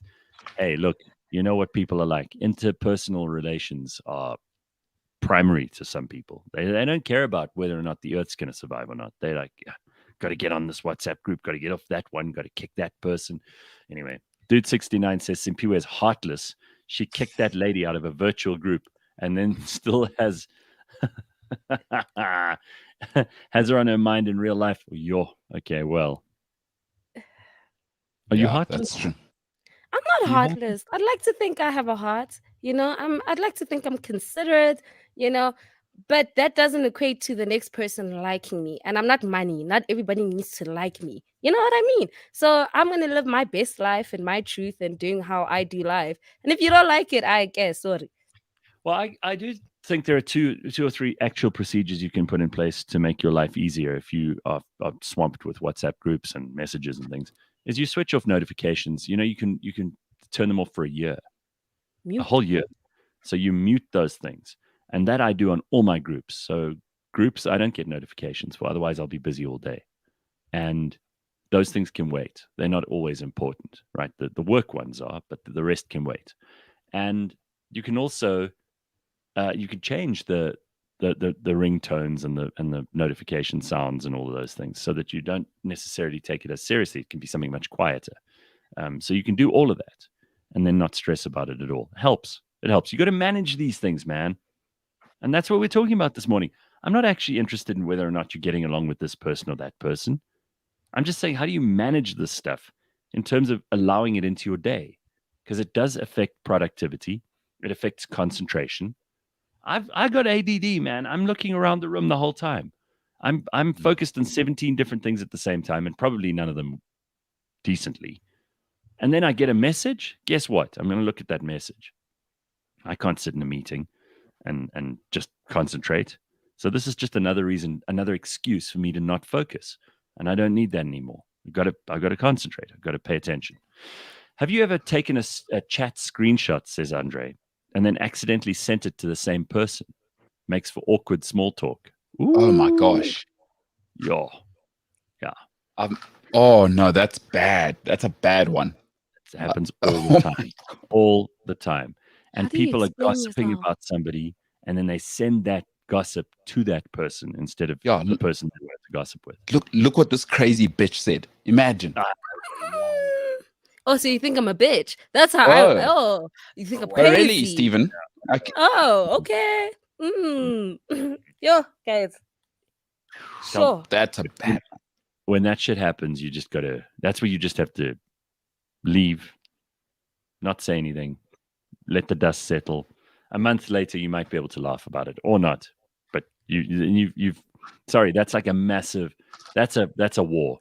That's where you've shot the first, you fired the first shot, and now you've got to deal with it. Anyway, it's a good question, and maybe we should ask Dr. Hanan about this, says Robin. Carl says, my WhatsApp notifications are permanently off. No noise, no locked screen notifications, off. Very good. That's my tactic. I've got a funny, there's something wrong with my settings. I'm not even sure what it is, and I'm pleased about it, so I haven't moaned too much. But my settings for WhatsApp is that unless I go into the WhatsApp app, I don't actually see messages. So they don't come up on my screen. So for some people, that would be terrifying because they'd be like, oh, I'm missing out on things. Only if I go onto the app do I actually see my messages. It doesn't come up normally. And I'm happy with that. I don't know if maybe it's meant to be. It's like the universe telling me something, but I'm thrilled. It doesn't worry me. I will look at WhatsApp messages when I press the app button. That's it. The only time I go in. So that's useful too. We can't ignore this. Sorry, Gareth. I just wanted to say quickly before you read the next one is that we can't ignore it because, like you were saying, imagine in real life if we had, let's say you, myself, Simpiwe, we would have Sunday lunch every Sunday now. And then all of a sudden, I even stopped inviting you to Sunday brunch, and you say, oh, have you guys stopped doing it? And you're like, no, we're still doing it. Like, you have to engage with the situation when you break off a pattern of behavior, because human beings have evolved to do things in patterns. You know, if the pattern is every Monday, Gareth sending whatever on this group, and now I stop getting it. Wait a minute now. You know, what's going on? Am I being excluded from the tribe? You know what I'm saying? So you see, this is exactly why. This is why, like Robin says here, for example, just get off WhatsApp. Nobody's broke a board here. Make a call. Finish in cloud. No, don't. I don't want to get a call from you. I'm not answering your call. Sorry. So send me a voice note. Cool. I'll listen to it. And by the way, oh my God, I got like 3 of the longest voice notes ever over the weekend, which I only got on Sunday because I hadn't checked my WhatsApp. And it was impossible.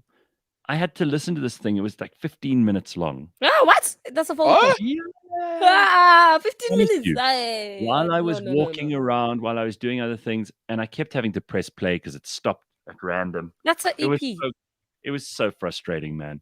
You know, don't send long voice notes if you're going to send a voice note. And then preferably just text. Just text. It's not hard. If it's so important. 15 minutes. 15 fucking minutes. I wanted to kill myself. And it wasn't Gord, for those who are interested. Because, you know, we always used to complain about how long Gord's voice notes were. I'd kill for a Gord voice note compared to this one. 15 minutes.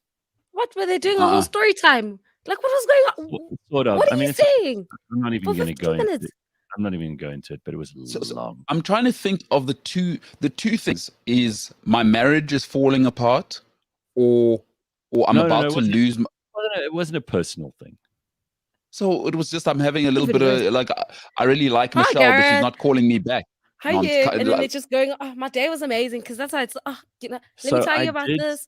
I will. I'm not ashamed to admit I did skip vast quantities of it. And like, slid that slider along to just get to the end. So I can't even tell you what the detail of it was, but I could tell it wasn't important. So I just skipped through it. Anyway. There must be a bachelor or a bachelorette. Hey, there must be a bachelor or a bachelor. They're bored now, and there's just something on their mind.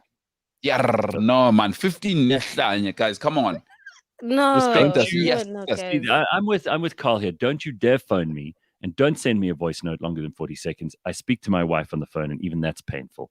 I don't like phone. I'm with him. All right. Even his wife. Conversation. I don't want to have a phone call with anybody. There's no need. There's information we need to communicate with each other. Send me a voice note or a text. If it's not information and you just want to chat, I'm not your guy. Other people you can talk to. But is this 15-minute person a habitual offender, or are we just talking as this is the first time this has happened? And have you told him or her that, hey, because you have to manage people? It's not even someone I speak to that often, so I just ignored it. I just ignored it, but I didn't respond because there was nothing important in the message. So I didn't need to draft a reply. You know what I mean? I'm with 15 minutes is well, there is that. Some people say you can play these things at double the speed, and then you get to laugh at their squeaky voice as well. But that's still long. 15 minutes at double speed, still like 6.5, 7 minutes. 7.5, 8. That's too long. Voice note? No, I will listen to my wife because I live with her, but I'm not interested in listening to anyone else, says David. Good point. Yeah. Oh, man. Listen, just one last thing while we're on the voice notes, and then we do have to get to blind history, but this is kind of important. Some people's voices are so terrible that you can't bear to listen to them in a voice note, even if it's 20 seconds long. You must, this is going to be hard to do, but you must find someone who will give you an honest opinion in your voice, because I've got this one friend. She has a very, very annoying voice. Really, really horrible to listen to. And from her, I would rather respond in text, and I would rather get text messages from her. Very squeaky, very whiny, very nasal sort of voice. Not her fault. That's just the voice she's got. But not a voice note person. Like if she sends you a voice note, you're like, you press it reluctantly, Not good. My PSA is, it's something that guys do that I've noticed, is they'll put on this bedroom voice when they're trying to, sound good. Oh my, leave that. No, just talk. I want to hear your words. I want to hear what you're saying. Stop with that. Stop with that bedroom voice. And then you're going to send a whole 60-second long voice, and I can't hear what you're saying. Like, hi, bo, chief. Utini. Stop. There is also that other thing that, sometimes you're not in a place where you can listen to a voice note. Plus, it comes from someone who you know is probably going to swear or they're going to say something ridiculous, so you can't listen to it on speaker. So there are some places where it's, if someone sends you a voice note, you're like, sorry, can't listen to this now, rather just send me a text. That's going to be a shortcut that I need to create on my keyboard. It's like, no VN, and then that's the short code for, please don't send voice note now, can't listen to it, send me text instead. Comes up automatically. But is a phone call not the most efficient way to do things? I don't know, dude. I don't know, not so much anymore. Sometimes I don't need to talk to you in real time. If you need me to do something, like let's say, hey, I need you to record this thing for me this morning, then you send me a voice note and I can do it. Don't need to talk to you. What for? I think for me, phone calls are for like if it's urgent. So they say you sent me a text, hey, would you please buy a certain cable?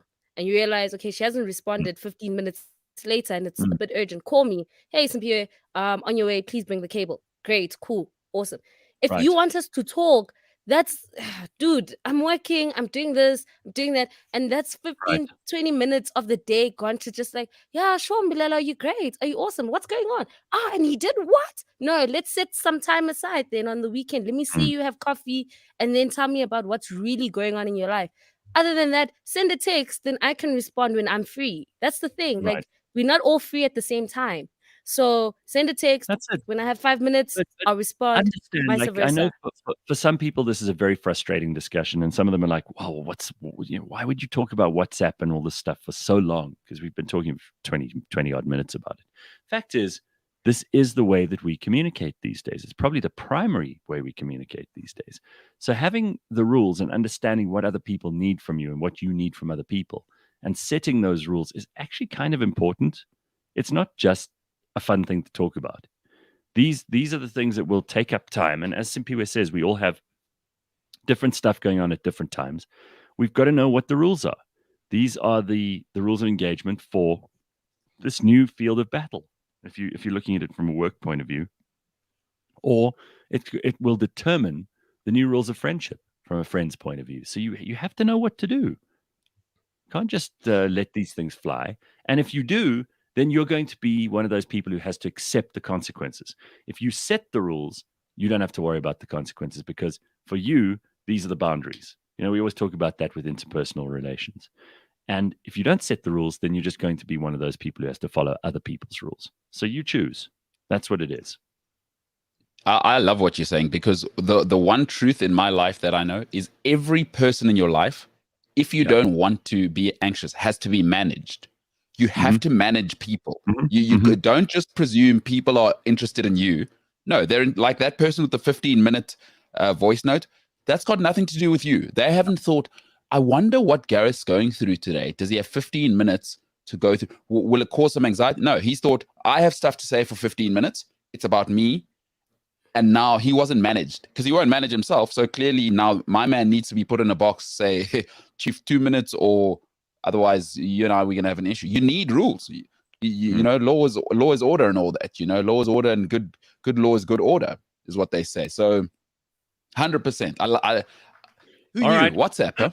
Look at this. And I'm telling you, we may have just touched on something which requires even further investigation. We will have to see how that goes. It is time for us to check in on a brand new episode of Blind History and the start of these episodes for 2022. And we've got a new one. This is episode 6 in the final series, or the latest series of Blind History. So let's take a look. His name is Hannibal. He's the famous general of ancient history who held Rome by the throat. And today, I think you get to hear more of the detail around this extremely interesting guy, his life and adventures. And unfortunately, because Rome ultimately won, Rome wrote the history. So we don't know as much about Carthage as we do about Rome.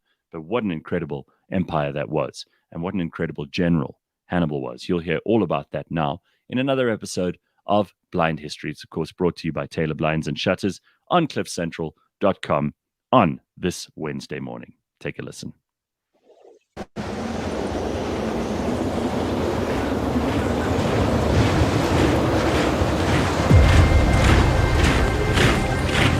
In the freezing wind and snow of the Alps, During the coldest month of the year, history's most audacious general led his soldiers and elephants over the mountains. The trembling Romans were to remember his name for hundreds of years afterward, as the humiliation and defeat that he brought right to their doorstep haunted them for generations. His name was Hannibal, the most famous son of a civilization lost to the ages, the great empire of Carthage.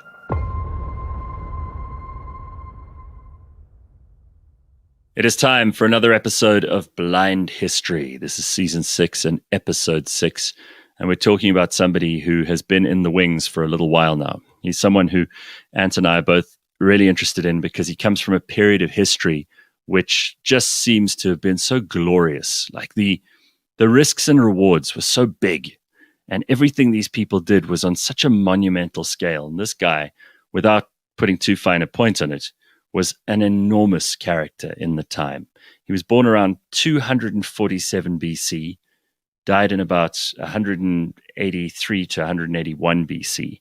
And he came from a place called Carthage, which is in the far north of Africa, the northernmost part of Africa, where Tunisia is today. And it's very hard for us to try and get any kind of feel for what the Carthaginians were, because they were completely wiped out by the Romans much, much later. And in the prelude to that, you encounter the story of this great general Hannibal. And that is what we're talking about today. So Anthony Medera and I here to tell you all about Hannibal, the great Carthaginian general and statesman. And arguably one of the greatest generals of all time. Yeah, I'm glad you brought that up, because one of the things that kept coming up in the 3 books that I read was that this guy was a master tactician, and his battles are still to this day regarded as textbook battles, textbook ambushes. Every strategic and tactical move that he made was a masterpiece. At the time, Rome called them dirty tactics, and then Rome started employing them themselves. And, it's phenomenal. If you look at his whole life, and a lot of people look at the beginning part of his life, and especially as he crossed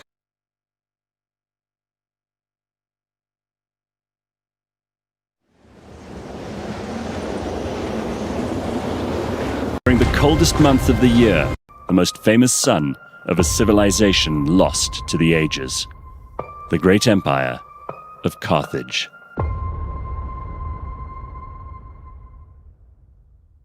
It is time for another episode of Blind History. This is season 6 and episode 6.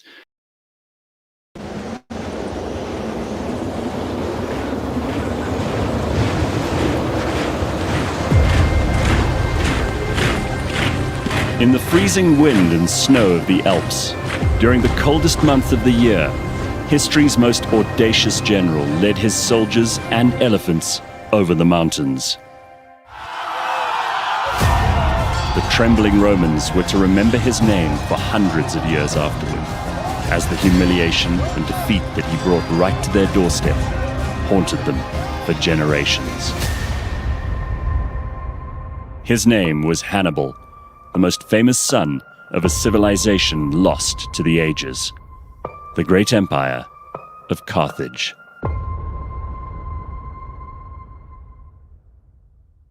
It is time for another episode of Blind History. This is season 6 and episode 6, and we're talking about somebody who has been in the wings for a little while now. He's someone who Ant and I are both really interested in because he comes from a period of history which just seems to have been so glorious. Like the risks and rewards were so big, and everything these people did was on such a monumental scale. And this guy, without putting too fine a point on it, was an enormous character in the time. He was born around 247 BC, died in about 183 to 181 BC. And he came from a place called Carthage, which is in the far north of Africa, the northernmost part of Africa, where Tunisia is today. And it's very hard for us to try and get any kind of feel for what the Carthaginians were, because they were completely wiped out by the Romans much, much later. And in the prelude to that, you encounter the story of this great General Hannibal. And that is what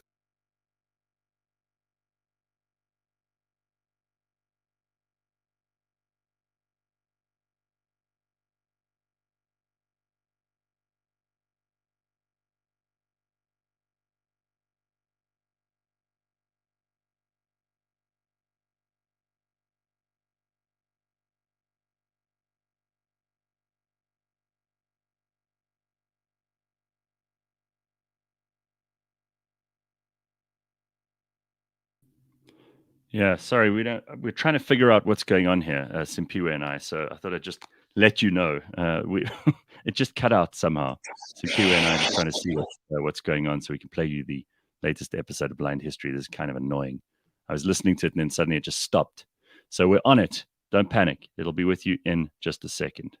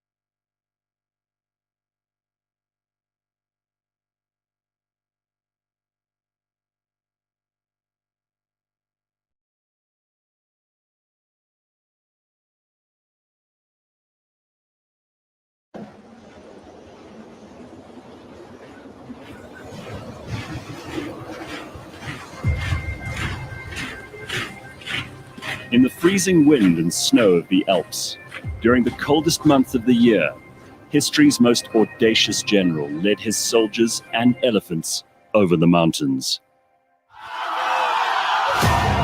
The trembling Romans were to remember his name for hundreds of years afterward, as the humiliation and defeat that he brought right to their doorstep haunted them for generations. His name was Hannibal, the most famous son of a civilization lost to the ages, the great empire of Carthage.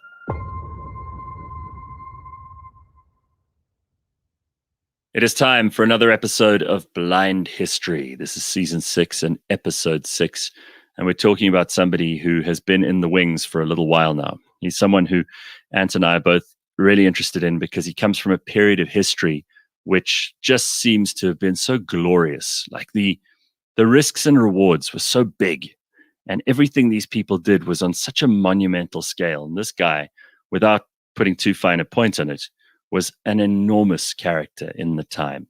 He was born around 247 BC, died in about 183 to 181 BC. And he came from a place called Carthage, which is in the far north of Africa, the northernmost part of Africa, where Tunisia is today. And it's very hard for us to try and get any kind of feel for what the Carthaginians were, because they were completely wiped out by the Romans much, much later. And in the prelude to that, you encounter the story of this great general Hannibal. And that is what we're talking about today. So Anthony Mederer and I here to tell you all about Hannibal, the great Carthaginian general and statesman. And arguably one of the greatest generals of all time. Yeah, I'm glad you brought that up, because one of the things that kept coming up in the 3 books that I read was that this guy was a master tactician, and his battles are still to this day regarded as textbook battles, textbook ambushes. Every strategic and tactical move that he made was a masterpiece.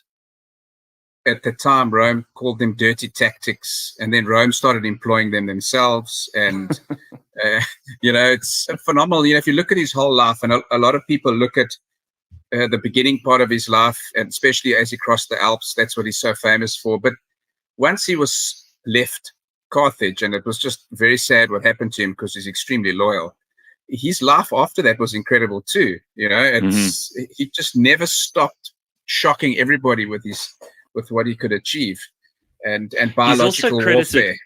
Exactly. He's credited. I'm so glad you brought that up too, because he was credited with being the first person to ever employ biological warfare, and we'll talk about that later because it comes towards the end of his story. But this guy was born to an aristocratic family in Carthage, and Carthage was a very powerful mercantile state. Now, if you can imagine, most of the North African coastline, which was then quite a fertile and busy place. It wasn't mostly desert and, run down. And most of the Iberian Peninsula, which is where Spain, certainly southern and eastern Spain are, was all in the Empire of Carthage at its height. And his father was a guy called Hamilcar, who fought in the First Punic War. There were 3 of those. His younger brothers were called Mago and Hasdrubal, and he had both of them by his side through all of the wars. And his brother-in-law was the guy who took over after his father was killed in battle. And his name was also Hasdrubal. Great names, huh? Hasdrubal the Fair. Yeah. So he was the good-looking Hasdrubal. Yeah, he was the good. Yeah, 100%. He was the good-looking. But Carthage was the center of the known world, as they called it then. And I think the point that you made is they were with Phoenician background. They were traders. So first and foremost, they were not warriors, but traders. They were not conquerors, but they were traders. But his dad and Hannibal were just unusual, such strong generals. The family was just so strong. And that's where they managed to do the incredible things they did. And if he did decide to go for Rome, the world might have changed. There might not have been a Roman Empire. That's how close the whole world could have been to changing because of this one individual. So his father, Hamilcar, took him apparently before he went at 9 years old. I mean, imagine being 9 and going with your father to battle.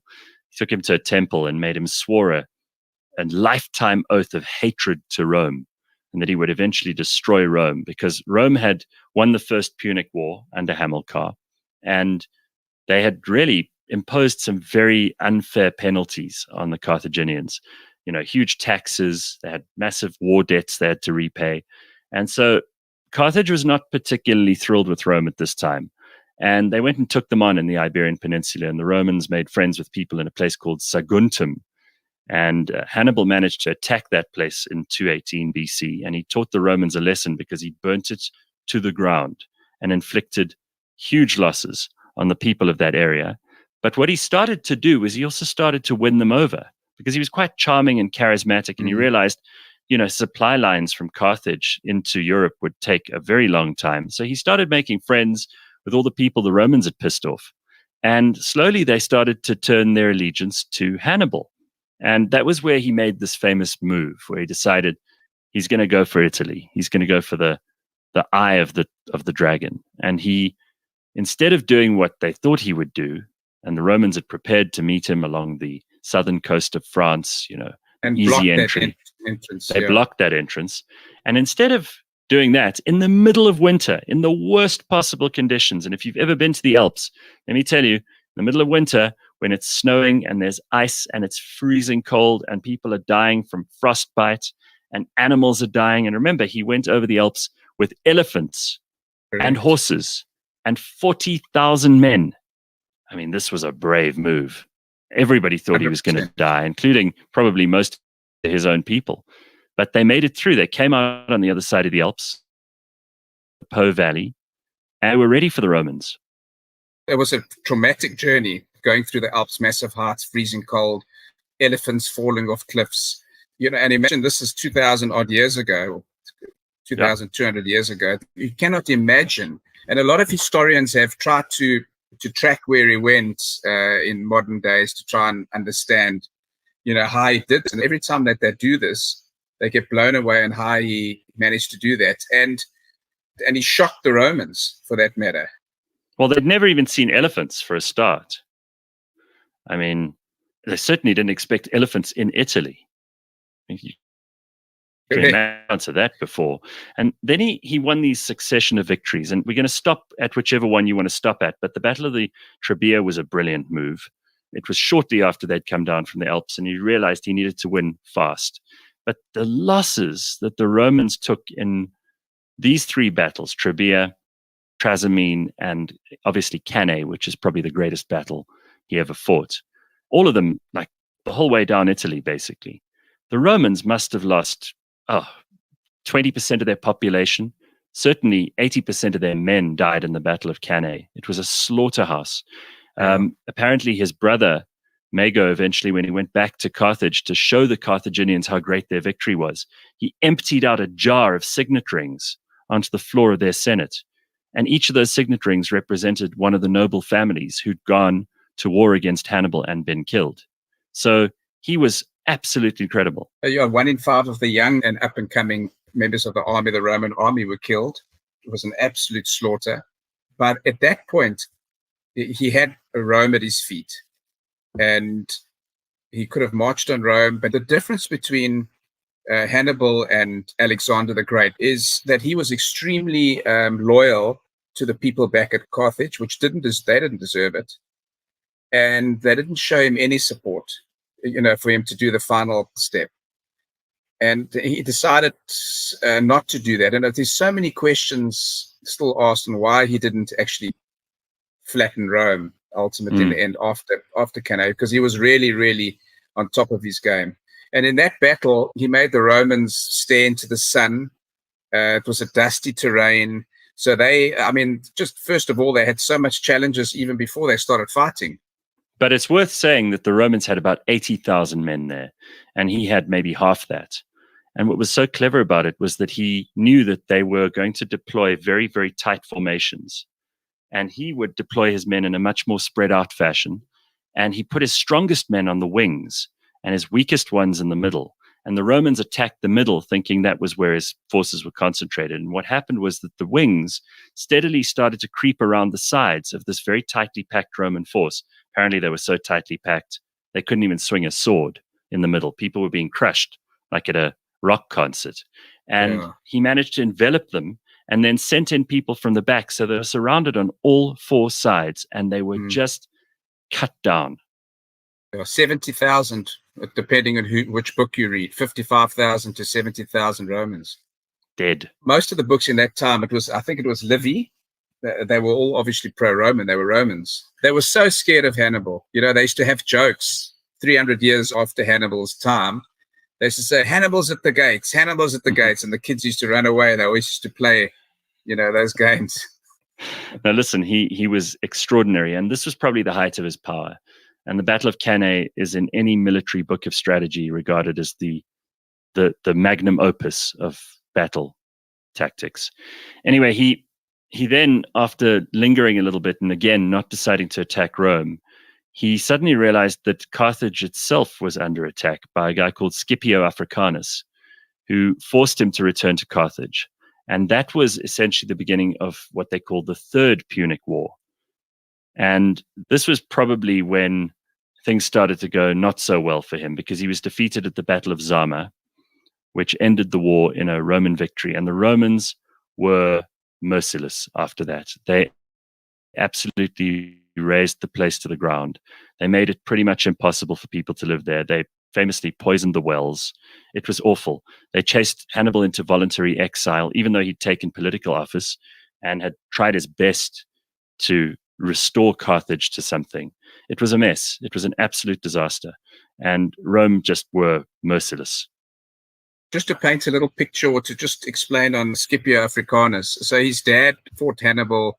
First of all, his dad blocked Hannibal to cross from Spain into Italy. And then further on, as he came down into the Po Valley, he was the first person that they met, and he was severely injured by Hannibal's onslaught. But what happened was Scipio Hannibal was on the Italian peninsula for 15 years, and Scipio went to school, and he learned everything about Hannibal and how his tactics worked and how to use them. And effectively, he did use them at Zama against him. Hannibal went back to support his country that he loved so much, and Scipio used a lot of his tactics. He used elephants. He wasn't at his greatest strength, it has to be said, because his army was decimated. They got weaker and weaker on the Italian peninsula, and he was on the back foot. But Scipio was formidable. But as much as Scipio hated him, he admired him. Well, didn't Hannibal also, by this stage, he'd lost an eye? He'd lost an eye in the Po Valley from infection, correct, already quite early on in his battles. So Zama was very sad, and they were very harsh, the Romans. But Scipio, whatever the Roman Senate wanted to do, because they hunted him until he died, he actually pushed back. And he in the end went into exile, Scipio Africanus, because he just did not agree with what the Roman Senate wanted to do. But effectively, the oath that he made to his dad and the sacrifice that they made ran so deep in his veins that he could never give up trying to win one over the Romans. But he went into politics at the time after the defeat at Zama, and then once again, as you mentioned, the First Punic War. The Second Punic War was horrendous, the amount of money they had to pay, but he turned that country around. He took out a lot of the oligarchs and the type of people that would stay there forever, and corruption. And he started putting in good processes. He uplifted the farms, and he could pay that debt back in 2 to 5 years. And the Romans refused to receive lump sums. Plus, they were working together with the old leadership, those corrupt individuals in Carthage, and then they ultimately, in the end, they expelled him.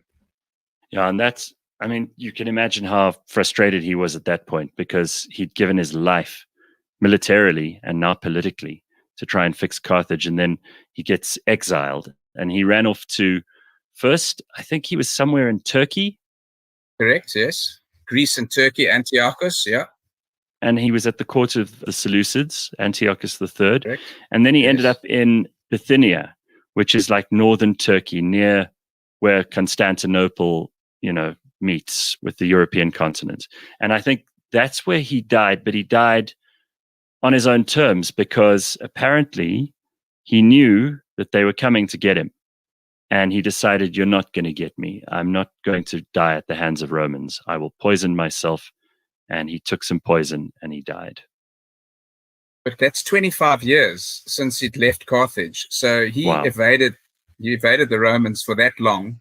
And he also hurt them. But a lot of the leaders, like you said, Antiochus III, and that they were very, very scared of Rome. So they wanted to defeat them. But when the pressure and the heat got on, they knew every single time the Romans said, we want Hannibal. So Antiochus then was scared that Hannibal would have too much power, so he put him on ships. And he's never been a navy man. He spent his whole life fighting, on land. But that's where he brought in the biological warfare with the snakes. So what did he do?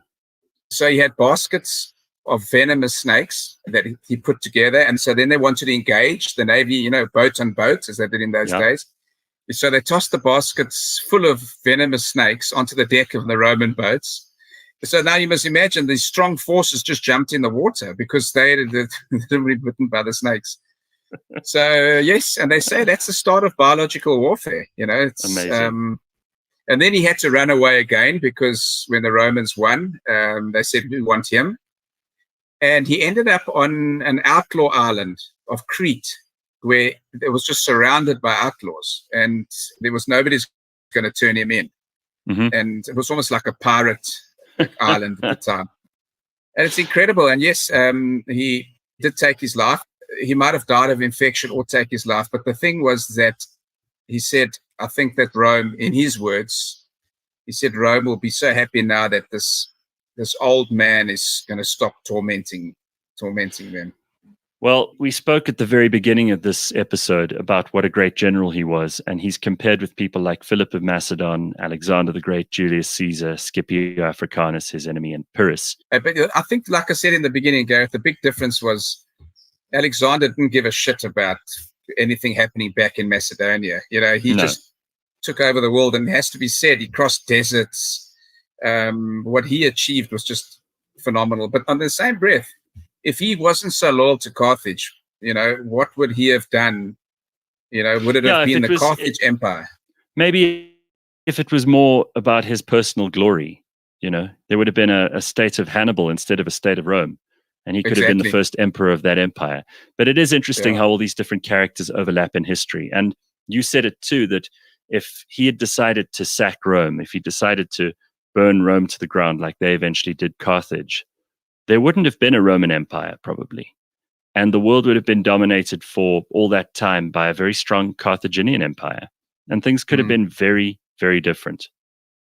Yeah, and I think the great Augustus, he actually said, in terms of the administration parts, there were certain parts of the administration that he didn't model because Augustus was his own man, but there were certain parts that he took from Hannibal in the way he ran politics after the Second Punic War. So the overlapping is incredible. Well, I think that his own tactics and strategy played a huge role in helping the Roman army become a professional army. And I think that the influence of Hannibal in history is only diminished by the fact that Rome was so afraid of him and so, completely overwhelmed by this incredible character who gave them their first existential threat and probably the last existential threat until the collapse of the empire. And they've kind of tried to write him out of history, but it shows you how strong this character was, that he still remains in the history books and remains this overwhelmingly powerful specter, though Rome were terrified of him. Very. Blind History is brought to you by Taylor Blinds and Shutters. All the episodes are available on the cliffcentral.com website and app, as well as Apple Podcasts, Google Podcasts, Spotify, or wherever you get your podcasts.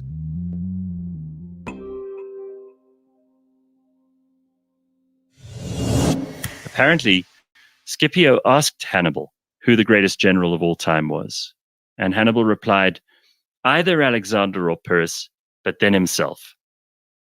And he said that. Yeah, he knew he was good.